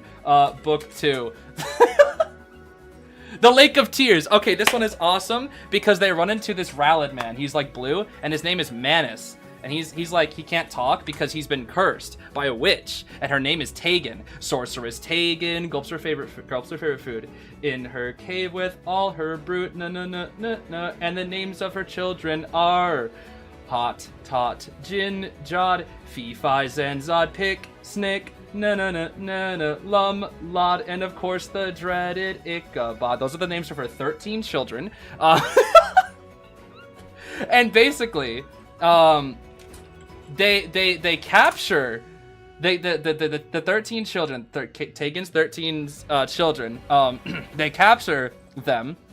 And they try to eat them, but they get away, so that's awesome. And then they go to the river. Manus leads them to the Lake of Tears, where the second gem, the ruby, is, and they gotta fight this awesome fish named Soldine, who I absolutely love. He is an old guy who was turned into a fish to guard the ruby by Sorceress Tegan. And then they basically... The only way they are able to calm Soldine, they try to fight this fish, they get cooked. They suck, they don't know what to do, so they ask Manus to play the flute, and then he's like, oh my gosh, I love this flute so much, I'm gonna stop raging. And then, gosh darn, Sorceress Tegan shows up, and I forgot how to spell her name. And she's a witch, and she's like, oh, she's bad. And she's invincible, by the way, she cannot be beaten. The only way to beat Sorceress Tegan is if you draw a drop of her blood. If she ever loses any blood, she is defeated. But guess what? There is an actual vulnerable point to her. This is where the bird comes in. So every time she attacks with her magic blast, she's quite literally putting down this shield. So every time you see Barda, the old guy, he attacks her, but there's a shield. She has an invincible shield, but every time she attacks, she has to drop her shield. So guess what? Bird Kree comes in right when the shield drops and pecks her and she drops blood, and then she like turns all like because the bird pecked her, and so she lost all. She's like really actually old, and she uses magic to make herself look young. And then the bird attacks her, and then boom, we get the rupee. So we get the movie, and then we move on to clean NORADs. And then there's these guys, and they're basically a cult. So they show up to NORADs after this guy named Tom freaking scams them. Yo, shoutouts to Tom. This guy sucks, bro. So they stop by Tom's shop, and they pick up these things called knot horses. And Tom's like, I'm gonna sell you these things called knot horses. And he's really dumb. And he's like, hey, by the way, don't go to the left side of the path. Go to the right. And then basically, they listen to him. Well, they don't. They listen to the horses who go run off to clean NORAD's ear. And for some reason, you go to this. They go to this place called NORAD's, and it's these guys are like obsessed with everything being clean. Everything has to be clean. They say clean NORAD's ear. Well, they swipe their shoulder. They say clean NORAD's ear. It's really funny. And they're like obsessed with everything being clean. And they have these slaves that are like in charge of making food. And if it's like ever so slightly not perfect, they go crazy. They like whip people. It's like actually pretty intense. Although it's a kids show, so they don't really show it. But it's intense. And then they get really mad at them when they get into their basically cult because they don't like animals because animals are filthy. And guess who has animals? Jasmine, because she has a bird and a gosh darn little filly. And then Philly, the goat, not Phila, Philly eats this gosh darn chocolate. Oh my gosh, he's such a cute little guy. But then he ruins the plan for everybody because he sees this food and he has to go and eat it because he's hungry. So he actually eats the chocolate in front of freaking NORAD's bros. And then the NORAD's bros are like, oh, we gotta kill them. They have to die. And they go to court, and then Leaf tricks them, and then they are able to survive. But then the lead guy, who I forgot his name, but he's evil, and he's like, oh, I'm gonna get you guys out of here because I'm evil. He's like, you guys gotta go. So they actually escape, and they poison him, and he dies, kind of. And then they learn about the fact that why NORAD's was created in the first place. And it's the reason why it's called NORAD's is because it actually means no rats.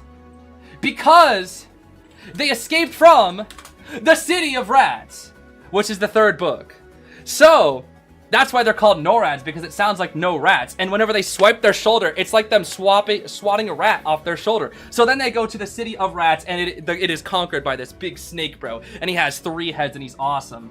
And then I don't really. Leaf kind of just cheeses him, honestly. Like he kind of is like this guy is like, he's smart, but he low key gets cheesed by Leaf. And so he gets, he's like, look at it, like he's 3 giant heads versus Leaf. Look at it, it's ridiculous. He's 3 heads. And they can't do nothing to him. And then Leaf cheeses him. And so he steals the opal from his noggin. And then they leave. And then the temple collapses on him. And it kills him. And he's really stupid. Anyway, that's only the 3rd book. And there's we're gonna go back to. We're not gonna talk about the turquoise anymore. We're gonna talk about IDV. That is an Ivy. That is a forward. That's an airplane. That's a psych. That's a lucky guy. You need to do a podcast. You would listen to it. I do have a podcast. We're filming an episode this Sunday for the podcast comeback. Fun fact. You lost me 5 minutes ago. Yeah. Maybe I'll wrap it up. Who knows? Oh yeah. Let's watch the match. Let's see here. Yeah, I told you I could yap forever about the Tour Quest, bro. I'm literally giving you like the abridged version, by the way. Oh yeah. Fun fact, by the way, every battle in Del Toro Quest is basically cheese.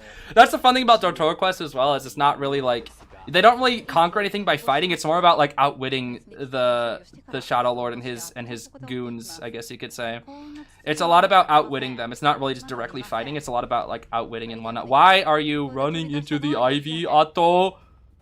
Oh, what? You're cornering yourself versus an Ivy. Okay. How do I have it all memorized? Legit question. Because I've read the books and watched the entire anime like 7 times. Although the books and anime are a little bit different. Also, the anime only covers the first 8 books because there's actually like 3 arcs, you could say. There's like the initial arc, which is the only one that the anime covers, which is where he defeats the Shadow Lord. And then there's the second arc where he goes to the Shadowlands and he like finishes the job. And there's 3 books of that. And then there's the 4th one where dragons show up, and it's like, whoa, dragons.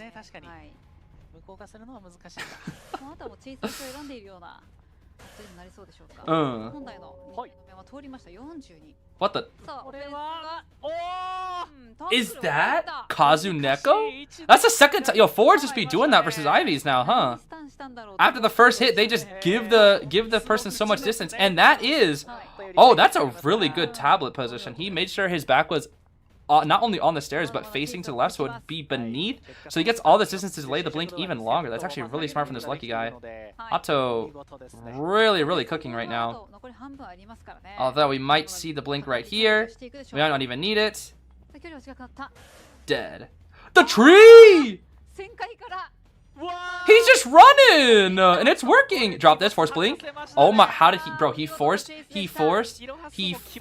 blink because of tree diff. He literally forced blink because tree diff. That's crazy. And the ciphers are amazing. These are amazing ciphers. Absolutely amazing ciphers. On the final 3, they're moving like crazy.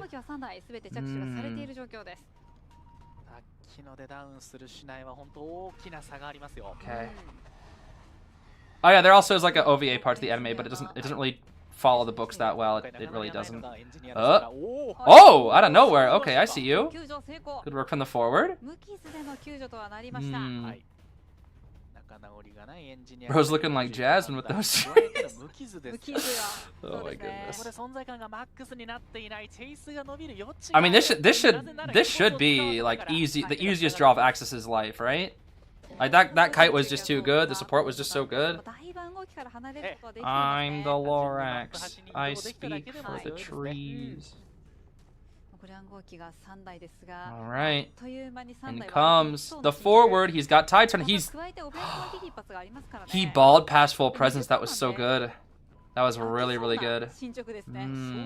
Oh yeah, there's a lot of like really niche Del Toro Quest merch too. There's a board game, there's a video game, there's a manga, there's toys. I actually own like 3 of the figures. I actually have 4 of the 7 collectible figurines, so I have 4 of the 7 gems of Del Toro in my gosh darn keychain box, and yet for some reason, sadly, I've never completed it because every time I've tried to, I've lost it. So I've actually collected the first 4 gems, but never the final 7. So I don't even have the Belt of Del Toro. All I have is Okay, heal stall, but watch out. Behind the pallet. Oh no! Pop. Wow. Wow. That was really good. That was really, really good. Bye, Mono P. Did I ever watch Slug Terra? No, I don't know what that is. But it sounds like it has slugs in it, so that actually sounds kind of cool. Slug moment, slug moment, slug moment. They get out, right? That's 3? That should be 3. That's 3. 3 escape. And that means, because it's not a draw, AXIZ wins. That's 2-0 again. Huh. Well then. I guess that's it. GG's AXIZ. So 2-0 on ZETA, and then a 2-0 on QTD. AXIZ and RC cooking, bro. They are cooking. Sheesh.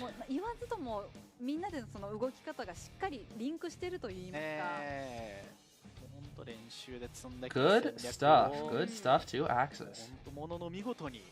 And there's the bow. Some of those shoes look rather interesting, huh? I say as somebody who does not care about shoes. Okay, let's see. What's our pop quiz here? Who's next? Oh, that's it. I'm only doing the first 2 sets for today. I only do the first 2. That's kind of my plan. There are 2 more sets for the day, but I only do the first 2. That way I can not fully commit to it like for Koa. First star to be knocked down was Lucky. That was Lucky guy. There we go. Anyways, I guess I'll have to yap to you guys about Del Toro Quest some other time. I made it through the first 3 books within like what, 8 minutes. There's a lot, bro. There's a lot. I haven't got to the best book yet. The 4th one with the bees. That one's the best one. Okay, one of my favorites. Actually, the best one is Maze of the Beast with the slug. The Beast and the Slug are both really good. I know, I like it all though. I like it all. All right. Anyways, it was fun hanging out with you guys. I'm gonna get going though. We'll be back tomorrow with 2 streams actually. We'll be ranking with Schmitty tomorrow, I think, as long as he doesn't ditch me. We should be ranking with Schmitty tomorrow, and then we'll do IAV or IJL that evening as well. So we'll have 2 streams tomorrow and probably a video too. So yeah, lots of content tomorrow. Hope you guys will enjoy it. Should be fun. But for now, I'll see you guys later. Thanks for watching with me. 'Twas fun. I hope you have a great rest of your day. Bye-bye now.